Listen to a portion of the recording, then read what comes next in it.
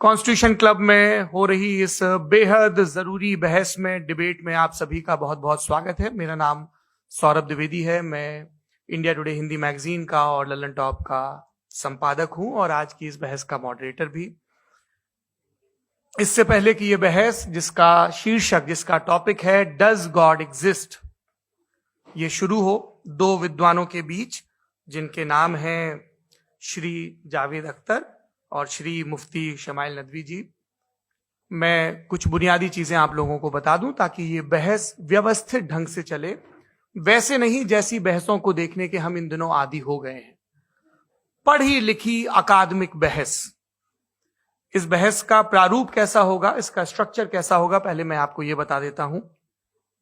सबसे पहले नौजवान विद्वान मुफ्ती शमाइल नदवी जी 10 मिनट अपनी दलीलें आप लोगों के सामने रखेंगे।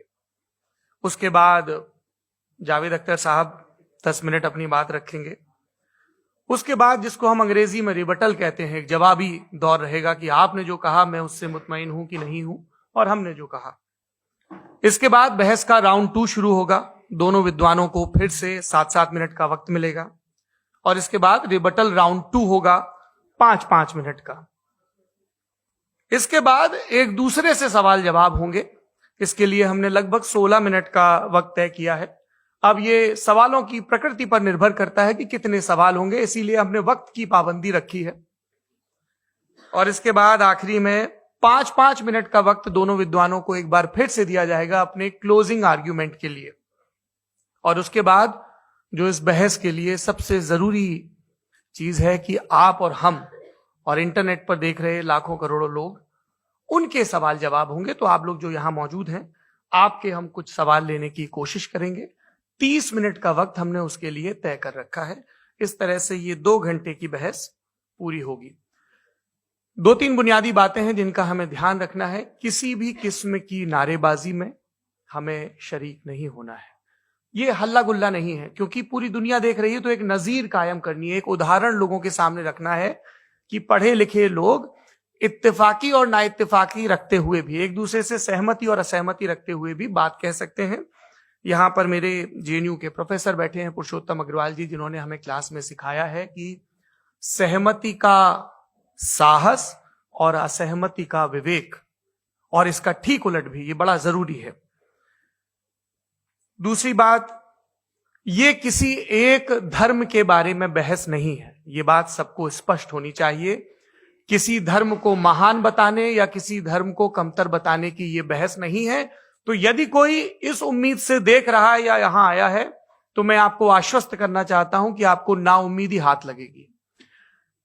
इस बहस में बहुत ज्यादा धार्मिक प्रतीकों के इस्तेमाल को लेकर भी ये दोनों लोग जो अभी आपको गंभीर दिख रहे हैं, भले लोग हैं, कल शाम को चाय पर मिले थे, बहुत हंसी मजाक भी इनके बीच हुआ था और गलबैयां डालते हुए एक तस्वीर भी हुई थी। ये इस बात का प्रमाण है कि इंटरनेट पर जो हल्ला मचा हुआ है उसके मुकाबले ये दोनों लोग बहुत ही अच्छे शांत ढंग से बहस के लिए राजी हो गए हैं। ट्विटर की बात है ट्विटर तक सीमित। एलन मस्क आजकल उसको एक्स कहते हैं। और अब इस बहस की शुरुआत मैं इन विद्वानों का, हालांकि इनको परिचय की जरूरत नहीं, पर हो सकता है, हमें पत्रकारिता में सिखाया जाता है कि नेवर अज्यूम, विज्ञान भी यही कहता है। मुफ्ती शमाइल नदवी साहब इस्लामिक विद्वान, शिक्षाविद हैं, कोलकाता के वाहियान फाउंडेशन के संस्थापक हैं, लखनऊ की प्रतिष्ठित दारुल उलूम नदवतुल उलमा से ग्रेजुएशन किया है, सोशल मीडिया और सार्वजनिक मंचों पर अध्यापन और बौद्धिक कामों में सक्रिय हैं और इस समय इंटरनेशनल इस्लामिक यूनिवर्सिटी मलेशिया से पीएचडी कर रहे हैं।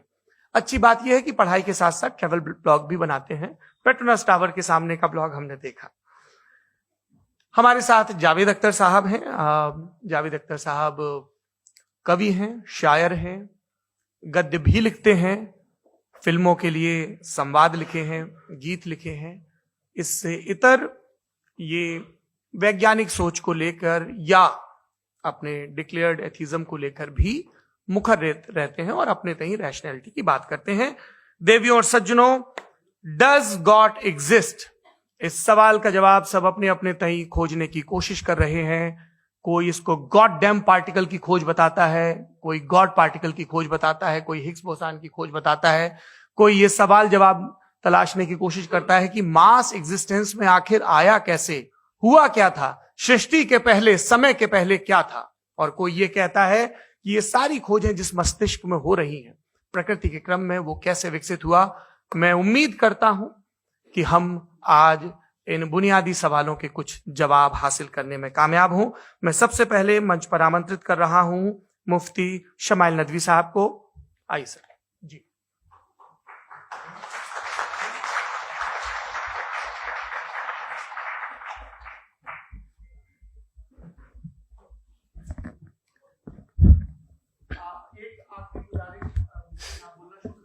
प्लीज अपने फोन लाइट मोड पे या साइलेंट मोड पे रखें। एक बार चेक कर ले, कई बार बेध्यानी हो जाती है।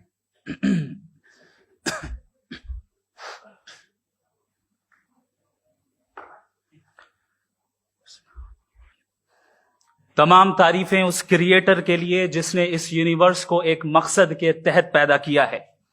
रिस्पेक्टेड जनाब जावेद अख्तर साहब, मिस्टर सौरभ द्विवेदी और respected audience, thank you all for being here today. आज की डिबेट में चूंकि हम बात करने वाले हैं डज गॉड एग्जिस्ट के टॉपिक पर, तो ये एक ऐसा टॉपिक है जिसके मुताल्लिक कोई भी डिसीजन लेने के लिए अलग अलग स्टैंडर्ड्स हो सकते हैं। लिहाजा डिबेट के शुरू में यह जरूरी है कि हम ये जान लें कि आज के इस टॉपिक में कौन सा स्टैंडर्ड सही होगा और कौन सा गलत होगा। सबसे पहला स्टैंडर्ड जिसे मैं समझता हूं कि हमारे रिस्पेक्टेड जनाब जावेद अख्तर साहब बड़ी तेजी के साथ उसकी तरफ लपकेंगे, वो है साइंस। जबकि साइंस दर हकीकत खुदा के एग्जिस्टेंस को डायरेक्टली साबित करने या उसके एग्जिस्टेंस को डिनाई करने के लिए स्टैंडर्ड नहीं बन सकती। और उसकी वजह क्या है, ये मैं नहीं कह रहा, ये वो लोग कह रहे हैं जो साइंस के एक्सपर्ट्स हैं। नेशनल एकेडमी ऑफ साइंस कहती है science doesn't have the processes to prove और disprove the existence of God. Why? क्योंकि साइंस का ताल्लुक एम्पेरिकल एविडेंस से है और एम्पेरिकल एविडेंसेस का ताल्लुक हमारे नेचुरल और फिजिकल वर्ल्ड से है, जबकि गॉड नॉन फिजिकल और सुपर नेचुरल रियलिटी है। लिहाजा नॉन फिजिकल रियलिटी को आप उस टूल के साथ नहीं चेक कर सकते जिसका काम फिजिकल रियलिटी को तलाश करना है। लिहाजा आज इस डिबेट में गॉड की एग्जिस्टेंस को साबित करने या उसे डिनाई करने में साइंटिफिक एविडेंस को एक्सेप्ट नहीं किया जाएगा। दूसरा स्टैंडर्ड हो सकता है रेविलेशन, कि रेविलेशन के जरिए हम यह साबित करें कि गॉड एग्जिस्ट करता है या नहीं। लेकिन यह स्टैंडर्ड भी आज इररेलेवेंट है। क्यों? क्योंकि रेविलेशन मेरे नजदीक सोर्स ऑफ नॉलेज है, वैलिड सोर्स ऑफ नॉलेज है, लेकिन हमारे जावेद अख्तर साहब के नजदीक ये वैलिड सोर्स ऑफ नॉलेज नहीं है। लिहाजा आज की डिबेट में मैं एक भी एविडेंस किसी भी मजहबी स्क्रिप्चर से नहीं दूंगा ताकि जावेद अख्तर साहब के लिए वो अनएक्सेप्टेबल ना हो। तीसरा जो मेयार हो सकता है वो है ऑब्जर्वेशन, कि भाई कोई कहे कि हमें खुदा दिखाओ, अगर है तो दिखाओ, या ये कि खुदा के एग्जिस्टेंस पर एम्पेरिकल एविडेंस दो, तो यह है दर हकीकत गलत टूल का इस्तेमाल करना। यह ऐसा ही है कि जावेद साहब मुझसे यह मुतालबा करें कि मुफ्ती साहब आप मेटल डिटेक्टर के जरिए प्लास्टिक डिटेक्ट करके दिखाएं। अब चूंकि प्लास्टिक डिटेक्ट नहीं हो पा रही है, लिहाजा plastic does not exist. No, you are using the wrong tool. इस टूल से प्लास्टिक को डिटेक्ट नहीं किया जाता। लिहाजा मैं समझता हूं कि गॉड के एग्जिस्टेंस पर एम्पेरिकल एविडेंस का मुतालबा करना एक बचकाना मुतालबा है, और हमारे रिस्पेक्टेड जनाब जावेद अख्तर साहब इस स्टेज से अब बहुत आगे निकल चुके हैं। अब बचता है एक ही स्टैंडर्ड, और वो स्टैंडर्ड है अक्ल, लॉजिक, रीजनिंग। और यही वो स्टैंडर्ड है जिसके तहत गॉड की एग्जिस्टेंस को साबित किया जाएगा या गॉड की एग्जिस्टेंस को डिनाई किया जाएगा। लेकिन चूंकि ये बहुत इंपॉर्टेंट और सेंसिटिव टॉपिक है, इसलिए लॉजिकल आर्ग्यूमेंट भी ऐसा होना चाहिए जो डेफिनेटिव हो, इनडेफिनेटिव ना हो, जो 2 और 2 4 की तरह बिल्कुल वाजे हो, जिसे लॉजिकली रिजेक्ट करना पॉसिबल नहीं हो। फॉर एग्जाम्पल हम कहें हमारे रिस्पेक्टेड मिस्टर सौरभ साहब, ये एक इंसान है और तमाम इंसान कॉन्शियस बीइंग है। लिहाजा नतीजा क्या निकला? हमारे सौरभ साहब भी कॉन्शियस बीइंग है। क्या ये इंडेफिनेट आर्ग्यूमेंट है या डेफिनेट आर्ग्यूमेंट है? ये डेफिनेट आर्ग्यूमेंट है। ये 2 और 2 की तरह वाज़ेह है। इसमें किसी तरह जो है लॉजिकली इसको रिजेक्ट नहीं किया जा सकता। तो अगर आज हमारे जावेद अख्तर साहब ऐसी कोई अकली दलील और लॉजिकल एविडेंस दें खुदा के ना होने पर जो डेफिनेट भी हो, तो मैं ये ऐलान करता हूं कि यकीनन मैं उस एविडेंस को कबूल करूंगा और उस पर गौर करूंगा। लेकिन साथ में यह भी ऐलान कर देता हूं प्रेडिक्शन के तौर पर कि ऐसा कोई डेफिनेट आर्ग्यूमेंट कोई नहीं पेश कर सकता। दलील हम देंगे और डेफिनेटिव दलील देंगे, लॉजिकल दलील देंगे, ऐसी दलील देंगे जो एंटायर एथिस्टिक वर्ल्ड उसे रेफ्यूट नहीं कर सकती। चलें अब हम एक एग्जाम्पल सोचते हैं, एक सिनेरियो, सिंपल सिनेरियो, तमाम ऑडियंस से गुजारिश है।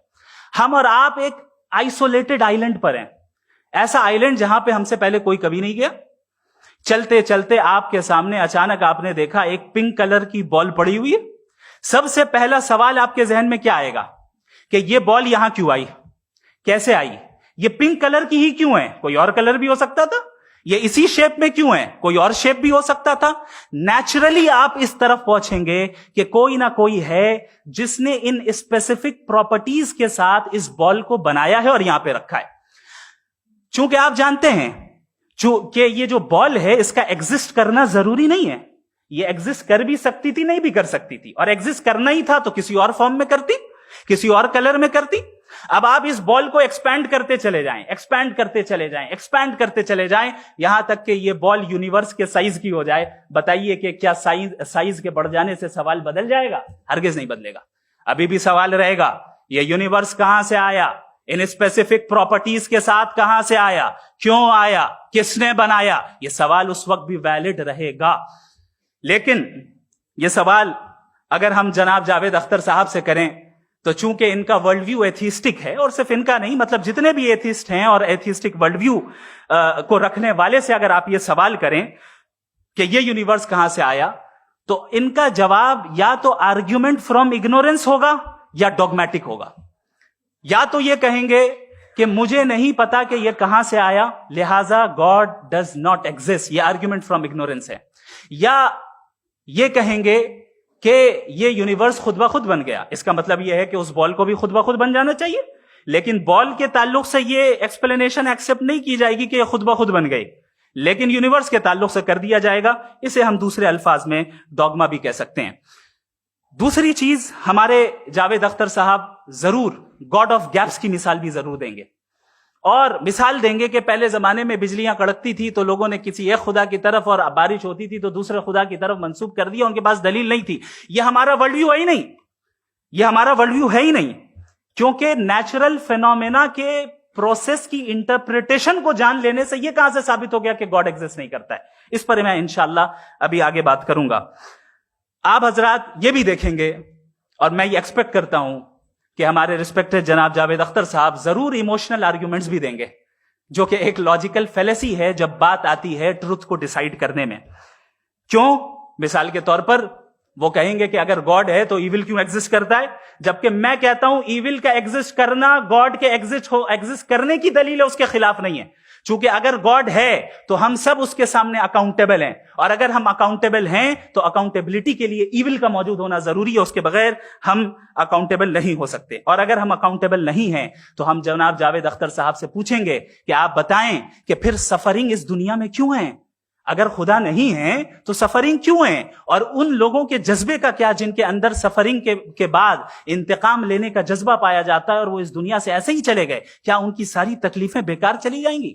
अब आ जाएं उसी एग्जाम्पल की तरफ कि बॉल, मुझसे अगर कोई पूछे इस बॉल को किसने बनाया और या इस एक्सपेंडेड बॉल को किसने बनाया, मैं कहूंगा कि चूंकि ये यूनिवर्स और इस यूनिवर्स की तमाम चीजें कॉन्टिंजेंट हैं। कॉन्टिंजेंट होने का मतलब ये होता है कि जो अपने एग्जिस्टेंस पे किसी के ऊपर डिपेंड करती हो, तो जाहिर है ये यूनिवर्स कॉन्टिंजेंट है। और अगर कोई चीज कॉन्टिंजेंट नहीं है तो मैं रिक्वेस्ट करूंगा कि मुझे दिखा दें कि कौन सी चीज यूनिवर्स में कॉन्टिंजेंट नहीं है, हम भी जरा गौर कर लें और हम भी देख लें।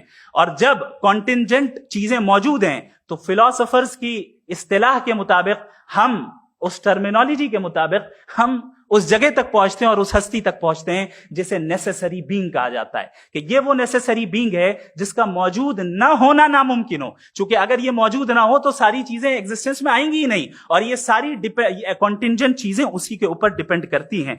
अब अगर आप ये सवाल करते हैं कि फिर उस हस्ती को किसने बनाया, फिर उसका कॉज क्या है, फिर उसका कॉज क्या है, फिर उसका कॉज क्या है, और एंडलेसली चले जाएं, इसे हम कहते हैं इन्फिनिट रिग्रेस ऑफ कॉजेस, जो कि लॉजिकल फैलेसी है। कॉन्सेप्चुअली इंफिनिटी पॉसिबल है। मिसाल के तौर पे न्यूमेरिकल्स 1 2 3 गिनते चले जाएं, इन्फिनिट नंबर्स है। मैं कॉन्सेप्चुअली बात नहीं कर रहा, प्रैक्टिकली रियलिटी में साबित करके दिखाएं कि infinite regress of causes possible है या नहीं। अगर पॉसिबल है तो हम मान लेंगे, मिसाल दे दें, और पॉसिबल नहीं है तो एक ही ऑप्शन बचता है जिसे हम कहते हैं नेसेसरी बीइंग। ऐसी नेसेसरी बीइंग जो इंडिपेंडेंट है, क्योंकि अगर वो डिपेंडेंट हुई तो वो नेसेसरी नहीं रहेगी। ऐसी इंडिपेंडेंट बीइंग जो इटर्नल है, अगर वो इटर्नल नहीं होगी, उसकी बिगिनिंग होगी तो वो खुद कॉन्टिंजेंट है। ऐसी बीइंग जो पावरफुल है, क्योंकि कॉन्टिंजेंट को एक्चुअलाइज करने के लिए पावर चाहिए। ऐसी बीइंग जो इंटेलिजेंट है और नॉलेजेबल है, क्योंकि ये यूनिवर्स स्पेसिफिक फॉर्म और स्पेसिफिक लॉज ऑफ नेचर के तहत प्रिसाइजली चल रहा है। Thank you. थैंक यू मुफ्ती साहब। मैं इन दलीलों के बाद जावेद अख्तर साहब से गुजारिश करूंगा, आप बैठ के बोलना चाहेंगे हमारे? जी।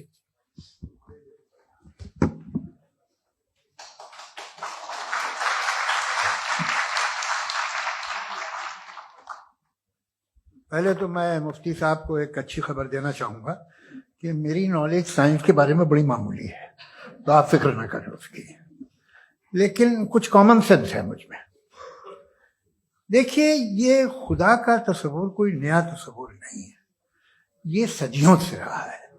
ये कुछ रिलीजन 3000 साल पुराने होंगे, 4000 साल पुराने होंगे, लेकिन इंसान कोई 10,000 12,000 साल से एग्जिस्ट करता है होमोसेपियन की शक्ल में, और हमेशा कुछ ना कुछ मजहब रहे।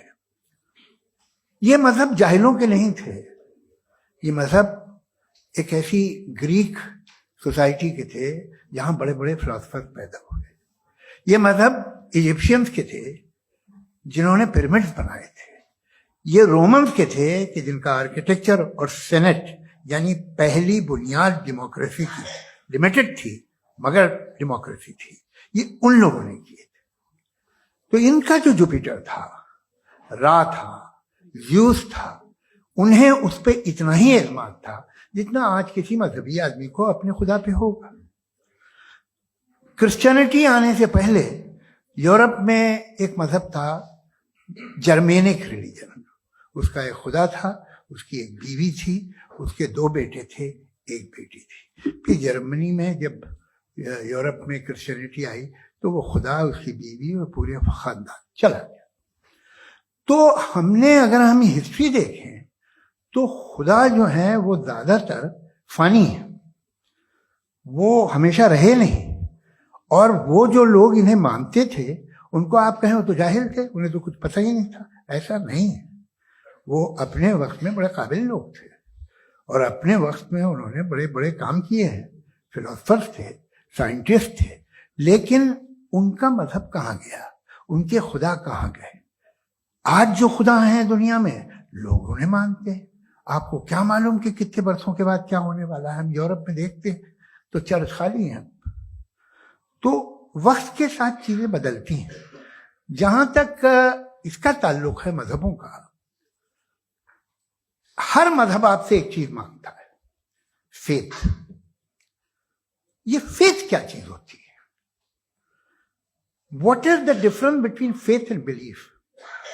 ये तो बहुत ही अहमकाना बात होगी कि कोई आदमी कहे साहब अगर खुदा है तो मुझे दिखाइए। ये तो जाहिलाना बात हुई।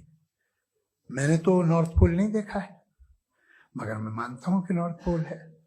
मैं क्यों मानता हूं? इसलिए कि अगर ये दुनिया राउंड है तो उसका कोई टॉप होगा। कुछ लोग हैं जो वहां गए भी हैं, कॉमन सेंस कहता है कि ऐसा होगा, सबूत है, गवाह है, रीजन है। तो ये मेरा फेथ नहीं है। तो फेथ में और बिलीफ में डिफरेंस क्या है?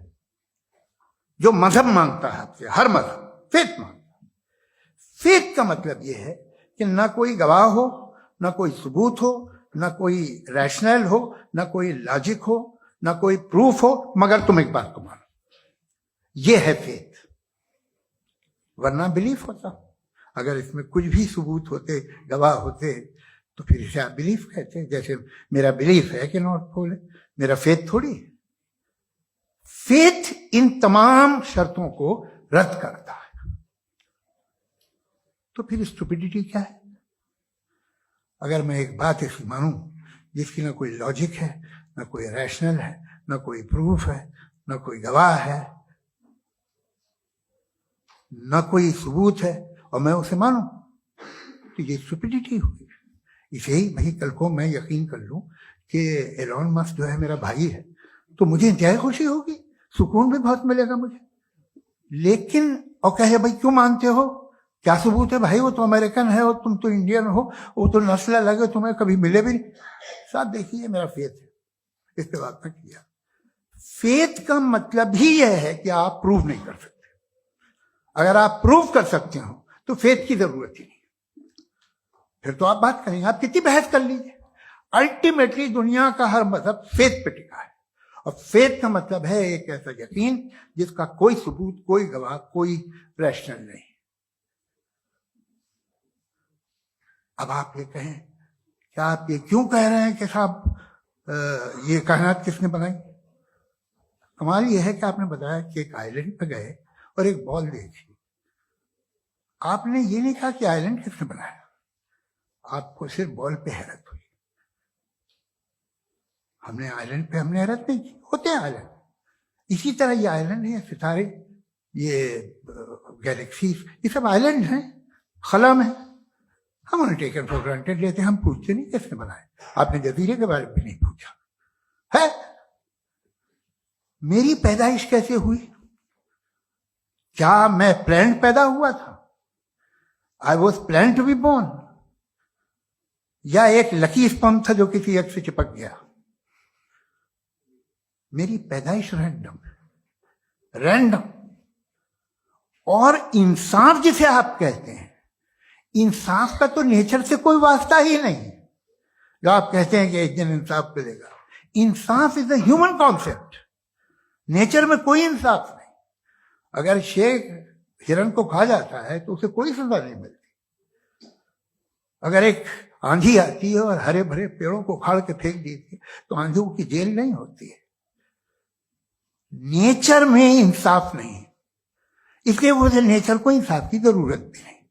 नेचर तमाम एक है। अब हम कहें कि साहब ये देखिए जो मैंने खाना खाया था, ये मेरी आंख तो नहीं यूं कर दिया उसे, तो इसे सजा मिलनी नहीं, वो सिस्टम है, ऐसे ही चल रहा है। नेचर बगैर इंसाफ के है। इंसाफ इज अ ह्यूमन कॉन्सेप्ट। तो जो आपसे कहता है कि मैं तुम्हें इंसाफ दूंगा, वो इंसानी जहन की पैदावार है। ये नेचुरल है ही नहीं, ये आसमानी है ही नहीं। नेचर का तसव्वुर, इंसाफ का तसव्वुर। भाई आप साथ मिलते हैं, अब आप लेफ्ट हैंड ड्राइव करते हैं, ये क्या है? तमाम सच, तमाम नेकी, तमाम शराफत लेफ्ट हैंड ड्राइव है। वरना क्या होगा, या तो आप क्रॉस कर देंगे, आपका एक्सीडेंट हो जाएगा, या आप किसी को मार देंगे, या ट्रैफिक जैम हो जाएगा। झूठ, बेईमानी, रिश्वतखोरी, ये तमाम जो है driving on the wrong side, इसके ऊपर कुछ नहीं। ये तो हमने बनाया, जैसे हमने लेफ्ट हैंड ड्राइव बनाई है। ये कॉन्सेप्ट ऑफ इंसाफ जो है ये हमारा है, इसका नेचर से कोई वास्ता नहीं। शेर खा जाता है हिरन को, उसे जेल होती है क्या? कुछ भी नहीं, है ही नहीं। तो ये जो दुनिया के रिलीजन प्रॉमिस करते हैं आपसे इंसाफ, इसी से मालूम होता है कि ये मैन मेड है। ये तसव्वुर कहीं और का है ही नहीं। जो नेचर है, कुछ लोग कहते हैं नेचर ही खुदा है, तो नेचर में तो इंसाफ नहीं कहीं। और आप वादा कर रहे हैं कि तुम्हें मरने के बाद इंसाफ मिलेगा। मुझे अगर मिलेगा तो मैं बहुत खुश हूंगा, लेकिन मैं यकीन नहीं कर पाता हूं, इसलिए कि मैं फेथ नहीं पैदा कर सकता। The very fact that religion demand faith, इसका मतलब है कि उनके पास जस्टिफिकेशन नहीं है। अच्छा साहब, फिर रिलीजन अगर मॉडरेशन में है, कोई सा भी वो आप में कुछ खूबियां भी पैदा करता होगा, देखिए उससे ये फायदा है, वो फायदा है।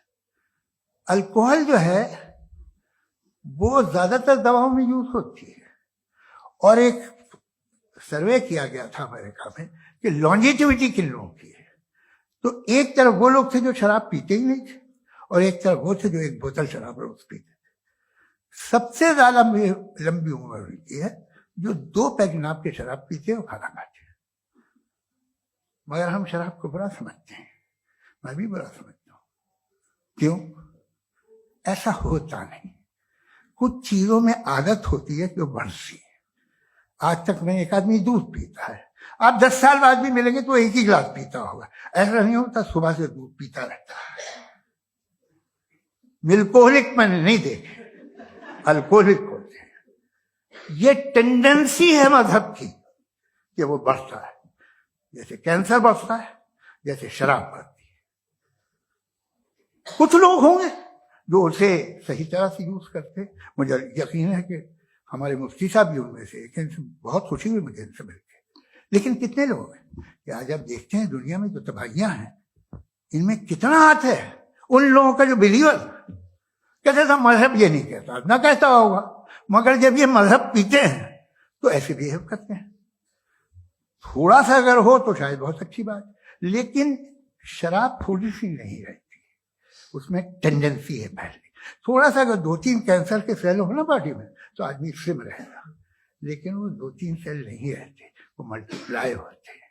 जावेद साहब टाइम पूरा हो गया। टाइम हो गया तो बस बात खत्म हो गई। अच्छा, मुझे कुछ और कहने को था भी नहीं। जी, मैं पहले जवाबी दौर के लिए इनवाइट कर रहा हूं मुफ्ती साहब को। Your rebuttal round 1, you have 7 minutes.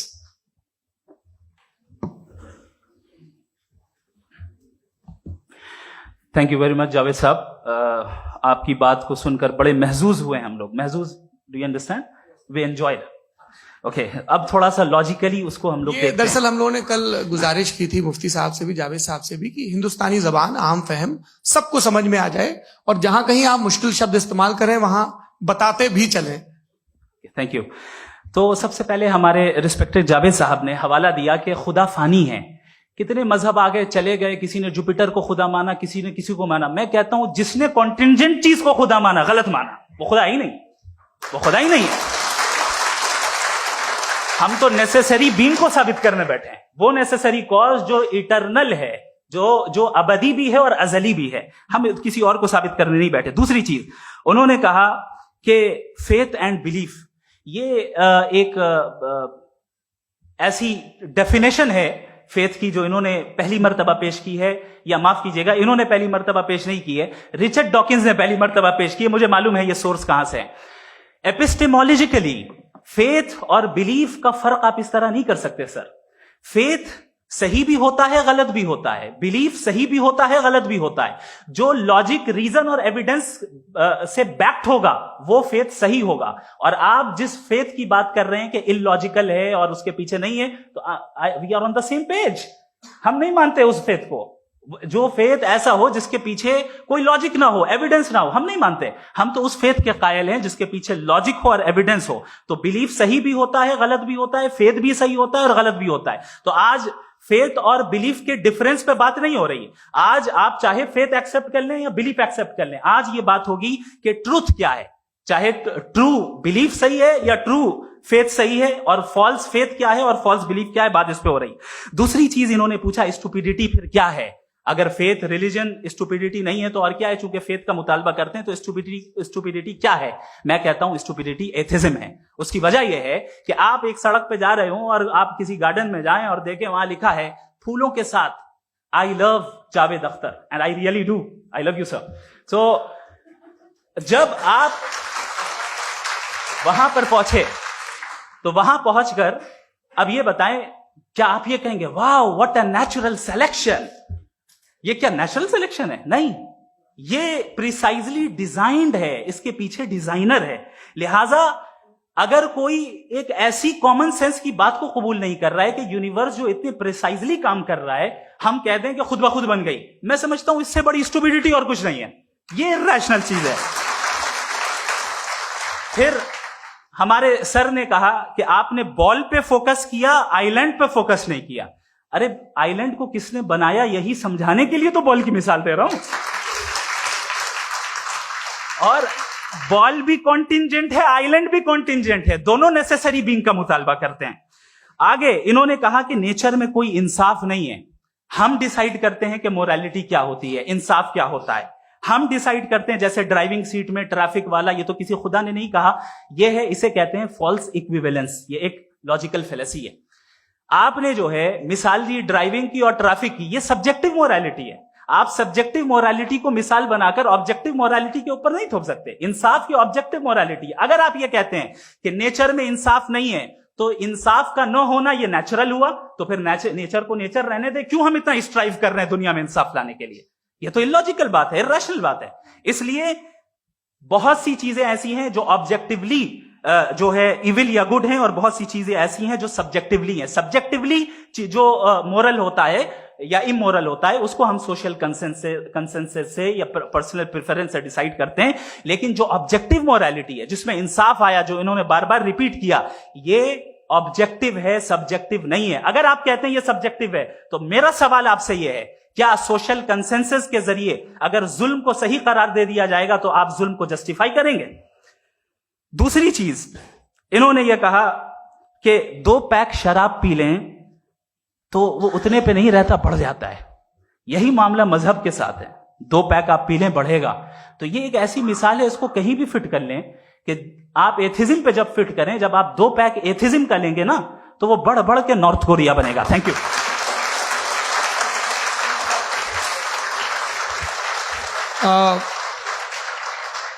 First round के रिबटल के लिए मैं जावेद साहब को इनवाइट कर रहा हूं। आपके पास 7 मिनट का वक्त है, रीसेट कर दीजिएगा प्लीज।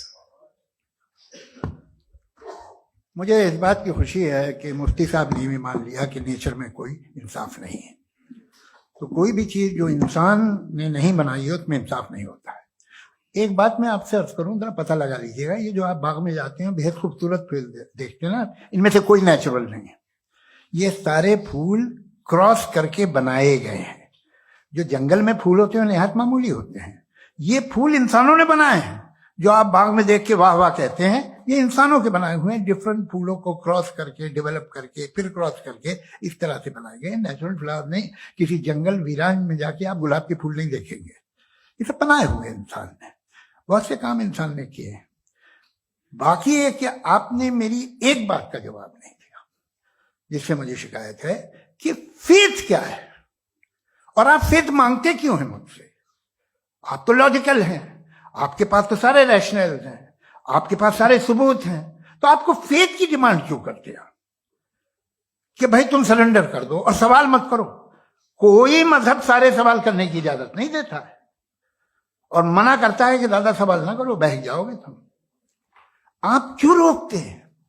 हकीकत यह है कि इंसानी तारीख क्या है। इंसानी तारीख यह है कि दुनिया में 2 तरह के लोग हुए हैं। एक वो जिन्होंने अपनी लाइल्मी की परस्तिश की है, दूसरे वो जिन्होंने अपनी इग्नोरेंस या लाइल्मी से झगड़ा किया है और मालूम किया है कि क्या है। ये जो आप कह रहे हैं, आज आप हैरान हैं कि भाई ये यूनिवर्स कैसे बनी। लोग हैरान थे ये सूरज डूबता है तो इधर से कैसे निकलता है। और आप एक कदम जाके हमेशा का मानने को तैयार है, एक कदम पीछे ही मान जाइए। भाई आप इसके बाद जाते हो, कहते सवाल ना करना कि ये कहां से आया, ये पावर तो हमेशा से हमेशा रहेगी। तो आप यूनिवर्स के बारे में मानने में क्या तकलीफ है? एक कदम पहले रुक जाइए। ये हमेशा से थी या नहीं थी हमें मालूम नहीं है। और ये कहना कि हमें मालूम नहीं है, कमाल ये है कि दुनिया के सारे मजहब सब जानते हैं ये दुनिया कैसे बनी थी, कैसे मिटेगी, मरने के बाद क्या होगा, इनको सब इल्म है। इनको किसी को डायनासोर होते थे पहले ये नहीं पता था, किसी को नहीं पता। किसी भी दुनिया की मजहबी किताब में डायनासोर का जिक्र नहीं है। लेकिन बाकी सब बातें, how to make universe in 4 easy lessons and बाकी सब पता है। जिसको सब पता है वो गड़बड़ है। हम में ये इंकिसार, ये ह्यूमिलिटी होनी चाहिए कि हम ये कहें कि हमें ये बहुत सारी बातें नहीं मालूम, लेकिन हम उनकी परस्तिश ना करना, अपनी लाइल्मी को की परस्तिश ना करें। हम उसे पता लगाने की कोशिश करें। जिस दुनिया में आप बैठे हैं सर, ये हॉल जो है, ये इलेक्ट्रिसिटी जो है, ये माइक जो है, जिस हवाई जहाज से आप आए थे, वो जिस कार से आप यहाँ आए हैं, ये सब उन लोगों की बनाई हुई है जिन्होंने सवाल किए थे। ये दुनिया जिसमें आप आज आराम से हैं, ये उन लोगों की बनाई है कि जिन्होंने सवाल किए थे, और हर स्टेज पे इन सवालों को मकरूह कहा गया था, गलत कहा गया था। आप जरा तारीख पढ़िए, एक बड़ी दिलचस्प किताब है बर्ट्रैंड रसेल की, जिसमें उसने रिलीजन एंड साइंस कि कब से रिलीजन जो है साइंस के अगेंस्ट है, और हद तो यह है कि भाप के इंजन के खिलाफ थे, स्टीम इंजन के भी खिलाफ थे, और फतवे हुए उन पे, वेटिकन ने दिए। तो ये हमेशा, अभी जैसे ही ये राइट विंगर आते हैं अमेरिका में पावर में, तो वो जो अपना ये क्या बोलते हैं उसे, सीड क्या वर्ड है, सीड क्या जो, हाँ नहीं सीड जो होते हैं जिसपे जी, नहीं भाई, वो जो ह्यूमन बॉडी के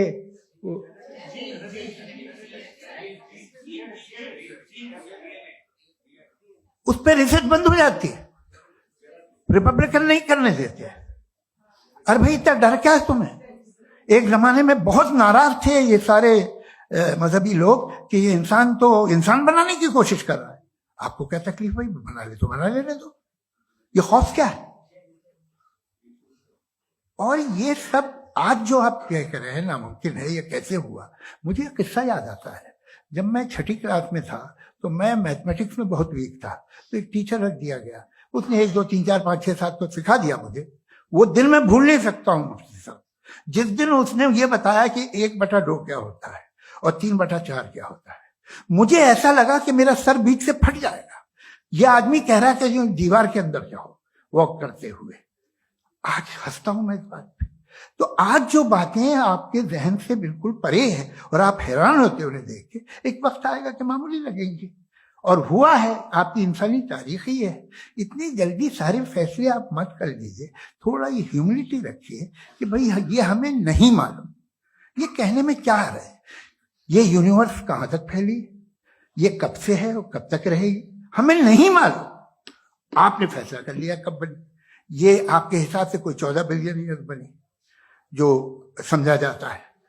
उससे पहले हजारों करोड़ों अरबों साल तक खुदा बैठा क्या कर रहा था?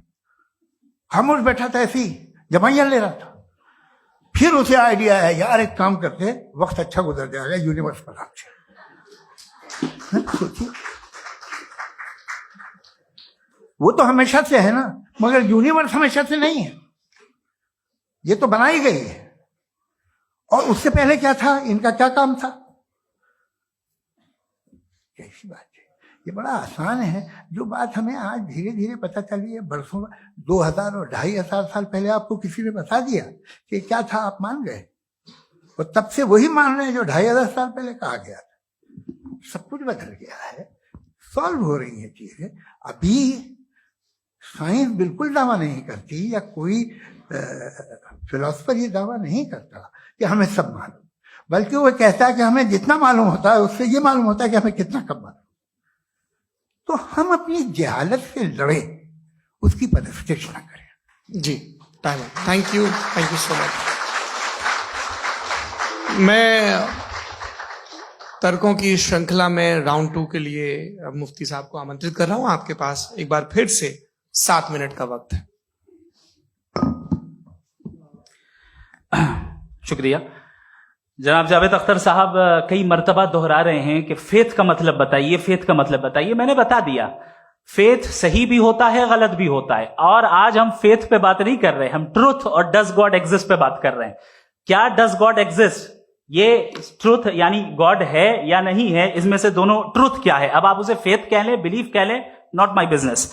उसके बाद आपने कहा कि भाई सवाल करने से मजहब रोकता है। मैं कहता हूं जो रोकता है वो रोकता होगा, मैं नहीं रोकता, बल्कि सवाल करें, सवाल करना चाहिए। सवाल कर करके तो हम आगे बढ़ते हैं, तरक्की करते हैं, और इसीलिए मैं आज यहां पे आया हूं। लेकिन सवाल सिर्फ खुदा से नहीं होगा, आपसे भी होगा। सवाल एथिज्म से भी होगा, सवाल सिर्फ मजहब से नहीं होगा, सबसे होगा। और आज मैं सवाल करूंगा और उम्मीद है कि आप जवाब देंगे। अभी तक आपने वैसे कॉन्टिंजेंसी आर्गुमेंट का कोई जवाब नहीं दिया। चलें, आपने कहा यूनिवर्स के बारे में इटर्नल क्यों नहीं बोल देते? ये चूंकि लॉजिकली पॉसिबल ही नहीं है कि यूनिवर्स इटर्नल हो।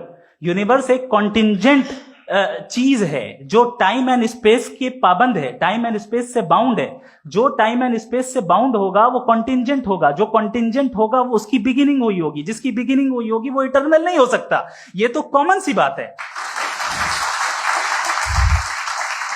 आपने कहा कि किसी मजहबी किताब में डायनासोर का जिक्र नहीं है। अफसोस कि आज तक किसी मैथमेटिक्स की किताब में मुझे डायनासोर का जिक्र नहीं मिला।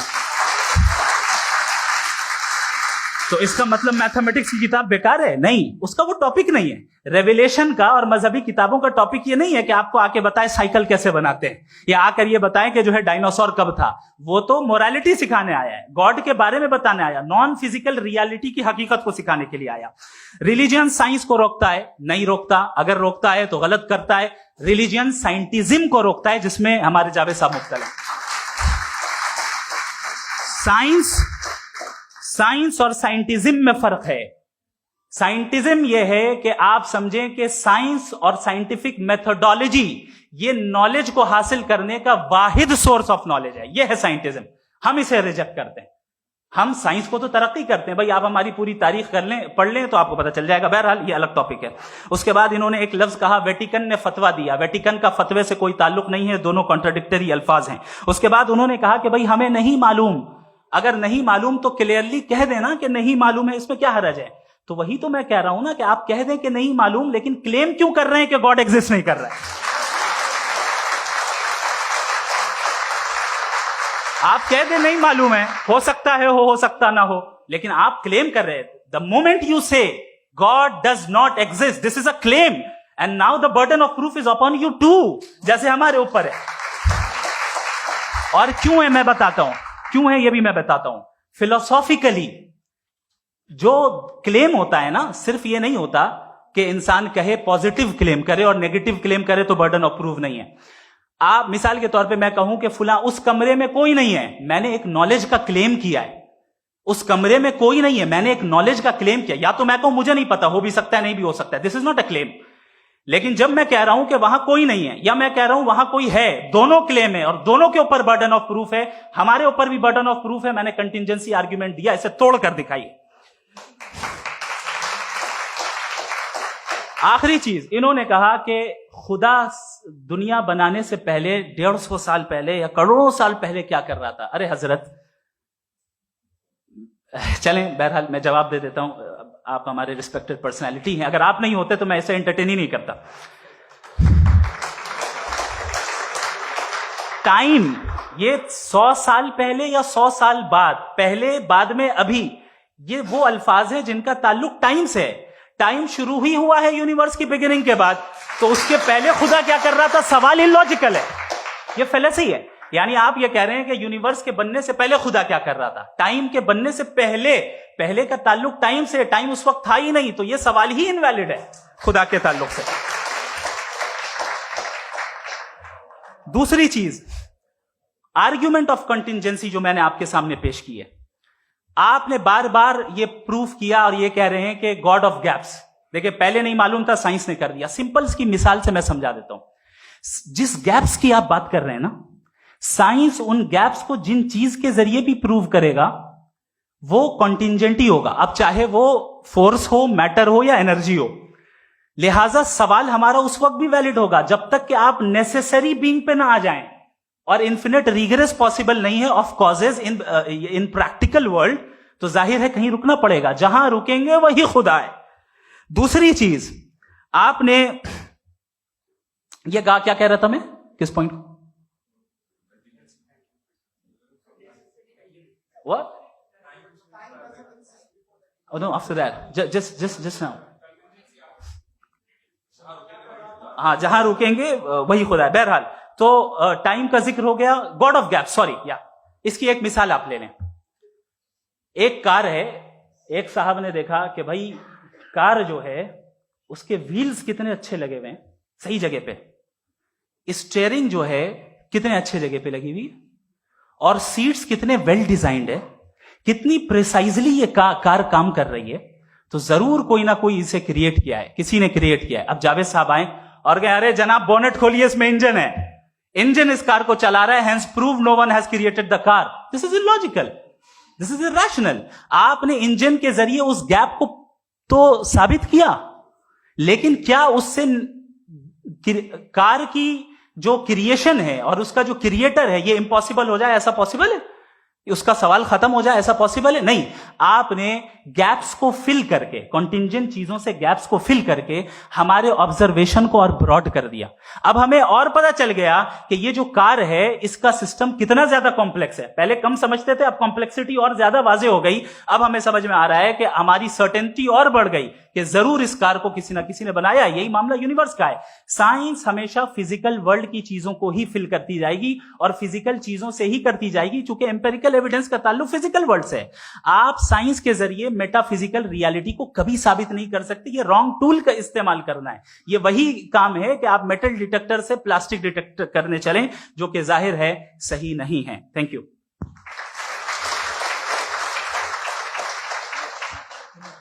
जी, ये आर्ग्यूमेंट का राउंड 2 है। हाँ। 7 मिनट है।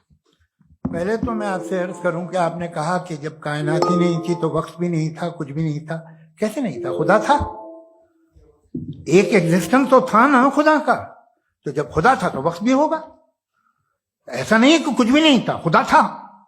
अच्छा, बाकी एक आपने कहा साहब आप साबित कीजिए, आपके पास भी लॉजिक है, मेरे पास भी लॉजिक है। आपका मेरा जिम्मेदारी नहीं है साबित करना कि खुदा है। बर्टन रसल ने बड़ी अच्छी बात कही। बर्टन रसल ने बड़ी अच्छी बात कही। मैं आपसे अगर ये दावा करूं कि चाय की केतली मरीख के चारों तरफ घूम रही है, मार्स के चारों तरफ, तो ये आपका काम नहीं है कि आप साबित करें कि कोई चाय की केतली नहीं है। ये मेरा काम है, मैंने दावा किया है। ये दावा तो मजहबी लोग करते हैं कि खुदा है। मैं क्यों साबित करूं कि नहीं है? जब तक आप मुझे कन्विंस नहीं कर देंगे मैं नहीं मानूंगा। आपकी जिम्मेदारी है, मेरी जिम्मेदारी नहीं है। दोयम ये कि ये जो आप कह रहे हैं, जो गैप्स हैं, ये गैप जब जब किसी मजहब को चैलेंज करते हैं, जब ऐसा कोई बात आती है तो हंगामा हो जाता है कि जब वो चैलेंज करें किसी फेथ को। ये तमाम साइंस जो है इसे मुख्तलिफ जगहों पे मुख्तलिफ वक्तों में मजहब ने रोकने की कोशिश की है। ये किताब है religion and science, Burton Russell की, पढ़िएगा, अच्छी लगेगी आपको। तारीख ही है साइंस, मजहब की साइंस से उसका यही रिश्ता है। अच्छा, अब ये हम सोचें कि बहरहाल ये वजूद जो है मजहब और ये बिलीव इन गॉड इंसान को बेहतर बना देता है। तो एक काम कीजिए, हिंदुस्तान वर्ल्ड का नक्शा लीजिए और मार्क कीजिए कि रिलीजन कहाँ कहाँ ज्यादा है, कहाँ कहाँ, चाहे वो लैटिन अमेरिका हो या मिडिल ईस्ट हो या फार ईस्ट हो या हिंदुस्तान के वो इलाके जहां मजहबियत ज्यादा है। रख दीजिए नक्शा अलग। अब दूसरा नक्शा कि कहां कहां नाइंसाफी, रिप्रेशन, औरतों के हुकूक की पामाली, जुल्म, डिक्टेटरशिप कहां है, नक्शा एक ही होगा। तो आप मुझे बताएं कि जो इसका तरकीब इस्तेमाल क्या है? खुदा का तरकीब इस्तेमाल तो बताइए। आप छोटी सी दवा सड़क पे बेचते हैं, उसकी भी तरकीब इस्तेमाल बताते हैं। इसके इस्तेमाल से तो फायदा नहीं हुआ किसी को। जो सारे के सारे खराब मुल्क हैं, खराब समाज है, वो सारे जुल्म खुदा के नाम पे करते हैं। वो गलत करते हैं, सही करते हैं, मुझे क्या लेना देना उससे? इस्तेमाल से मालूम होता ना।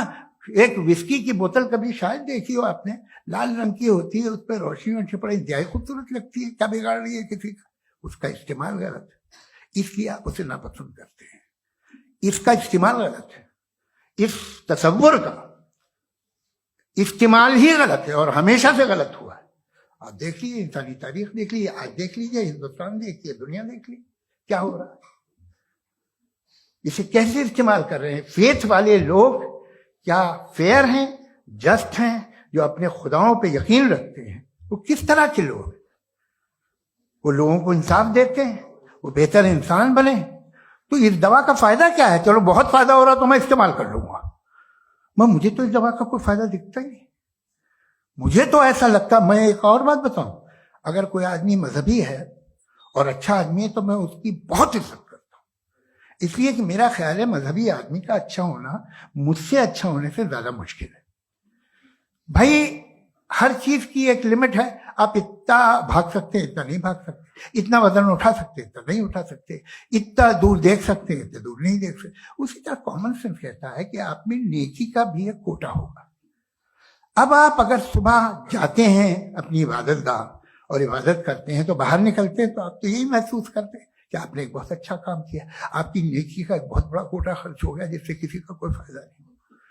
मैं तो नहीं जाता हूं तो मुझे तो किसी को खाना खिलाना पड़ेगा, किसी बेवा की मदद करनी पड़ेगी। मैं अपना कोटा कैसे कंज्यूम करूं? आप अपना कोटा, सारे मजहबी लोग इंतहाई यूजलेस कामों में यूज करते हैं। उसके बाद भी अगर आप में बच्ची है थोड़ी सी शराफत, तो भाई वाह क्या बात।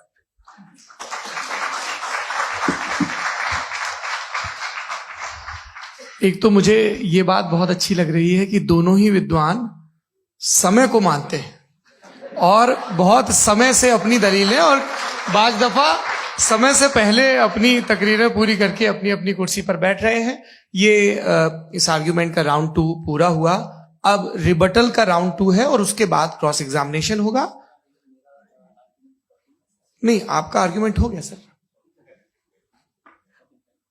हमारे यहाँ स्कूल के सिलेबस में पंच परमेश्वर कहानी पढ़ाई जाती है, प्रेमचंद जी की लिखी हुई। आप निश्चिंत रहिए, आपके कोई राउंड में मिस नहीं होने दूंगा। रिबटल का राउंड 2 मुफ्ती शमाइल नदवी साहब।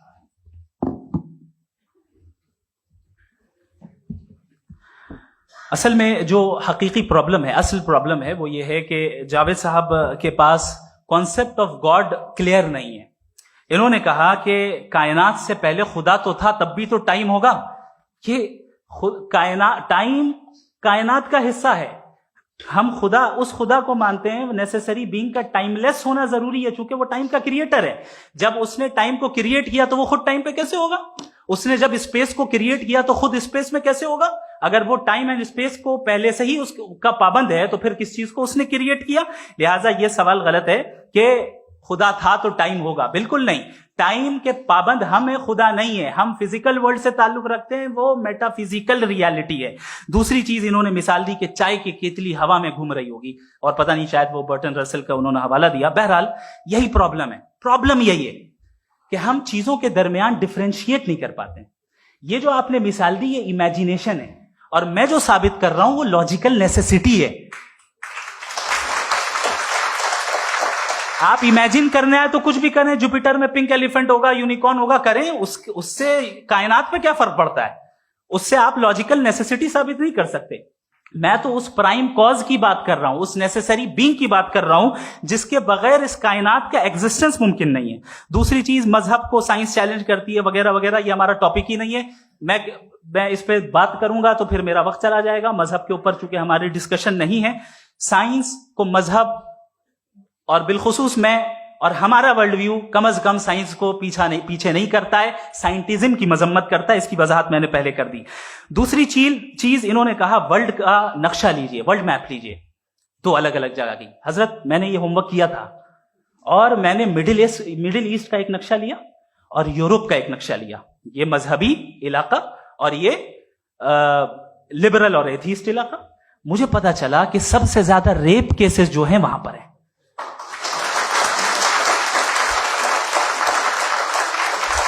मुझे ये पता चला यूएन की रिपोर्ट के मुताबिक, मैं ये अपने घर से नहीं लेके आ रहा, कि जो वर्किंग वुमेन है यूरोपियन कंट्रीज में, उसमें 81% वुमेन सेक्सुअल हैरेसमेंट का वर्क में शुमार हो रही है। ये मिडिल ईस्ट में नहीं हो रहा है, वो मजहबी लोग हैं इसलिए नहीं हो रहा है। दूसरी चीज, आपने ये कहा कि मजहबी आदमी का अच्छा होना हमारे अच्छे होने से बहुत मुश्किल है, बहुत मुश्किल है। तो इसका मतलब यह है कि गॉड के अलावा आपके पास अच्छे और बुरे का कोई स्टैंडर्ड है। मैं चाहूंगा कि कन्वर्सेशनल स्टाइल वाले डिस्कशन और सेगमेंट पे इसी पे बात कर लेते हैं। Thank you very much.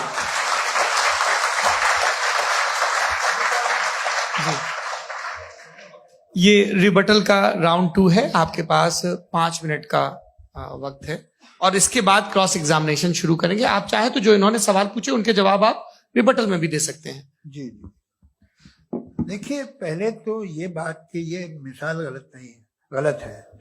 इन्होंने पहले ही हमको डिसार्म कर दिया। कह लिया अकल से मामला सॉल्व नहीं हो सकता, लॉजिक से आप पहुंच नहीं सकते। ये एक मेटाफिजिकल चीज है। मेटाफिजिकल अजीब सा लफ्ज है, ठीक से किसी को माने नहीं मालूम इसके, तो ऐसा लगता है कुछ बड़ी चीज है।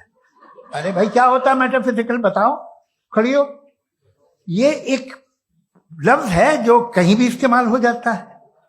जब आप एक बात कर रहे हैं और आप मुझसे बहस कर रहे हैं तो मुझे मेटाफिजिकल मत बताइए, आप लॉजिकली मुझे प्रूफ किए। और अगर लॉजिकली आप नहीं बात करते साहब ये मेटाफिजिकल है, तो फिर हम आप बात क्या कर रहे हैं?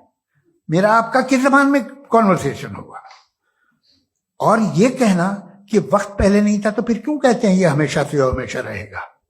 हमेशा वक्त है, तो आप कैसे कहते हैं वो हमेशा से है और हमेशा रहेगा?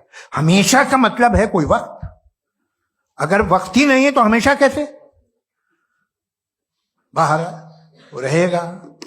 अब मैं ये देखता हूं, आपने कहा ना कि वहां रेप ज्यादा होते हैं, तो हम एक बात देखते हैं कि ये दुनिया जिसपे वो कादर मुतलक है, जिसकी मर्जी के बगैर पत्ता भी नहीं हिलता, ओमनीपोटेंट है, ये दुनिया चल कैसे रही है?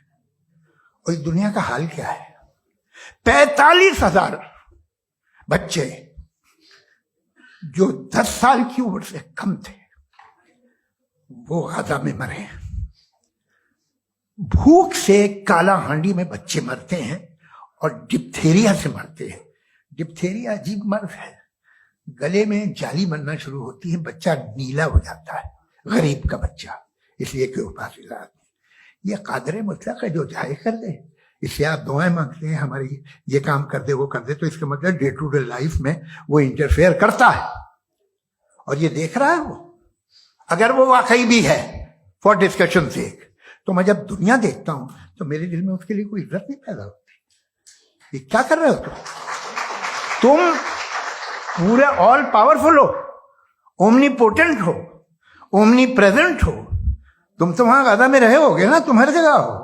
तुम देख रहे थे कि बच्चे की कैसे धज्जियां उड़ रही, तुम देख रहे थे और तुम चाहते हो मैं तुम्हारी परस्तिश करूंगा, तुम हो भी। अरे यार, इसके अच्छे तो हमारे चीफ प्राइम मिनिस्टर हैं, कुछ तो ख्याल करते हैं। कमाल है, आप किसकी इबादत कर रहे हैं? अगर वो है भी, ये दुनिया नाइंसाफी से, जुल्म से, जबर से, तशद्दुद से भरी हुई। और आप ये मत कहिएगा कि वो देख रहा है और वो बताएगा एक दिन। अगर वो देख रहा है और इंटरफेयर नहीं करता तो आप दुआ क्यों मांगते? आप कहते हैं मेरा ये काम करा दे, इसके मतलब है वो दखल दे सकता है, वो आपको नौकरी दिलवा सकता है, भले दूसरे आदमी को ना मिले, मगर आपका काम कर देगा चूंकि आपने दुआ मांगी है। तो जब वो आपको नौकरी दिला सकता है, लड़की की शादी कर सकता है, बेटे को ग्रीन कार्ड दिलवा सकता है, तो कम से कम ये जो मर रहे हैं बच्चे, इनको रोक दे, कुछ तो करे। मुझे तो दुनिया में, इस दुनिया का कोई मालिक है, इसका ओमनीपोटेंट कोई रूलर है, और ये दुनिया ऐसी चल रही है। मैं तो चाहूंगा कि भाई ना हो, अगर हो तो बड़ी शर्मिंदगी की बात है। शुक्रिया।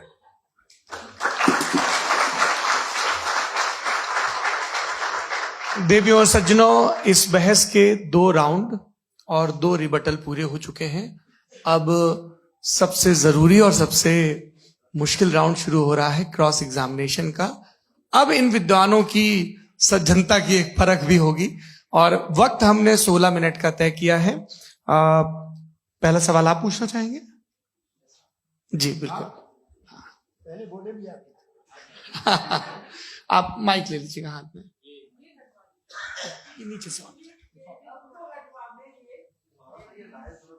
जी मैं बोलता हूं, ये डायस हटा सकते हैं क्या हम थोड़ा क्विकली? डायस पीछे कर दीजिए बस थोड़ा सा, है ताकि ये जो दाएं बाएं लोग बैठे हैं इसे हटा ही दीजिए, वरना वहां तो जाने वाले नहीं। आराम से आराम से दोनों तरफ से हटा।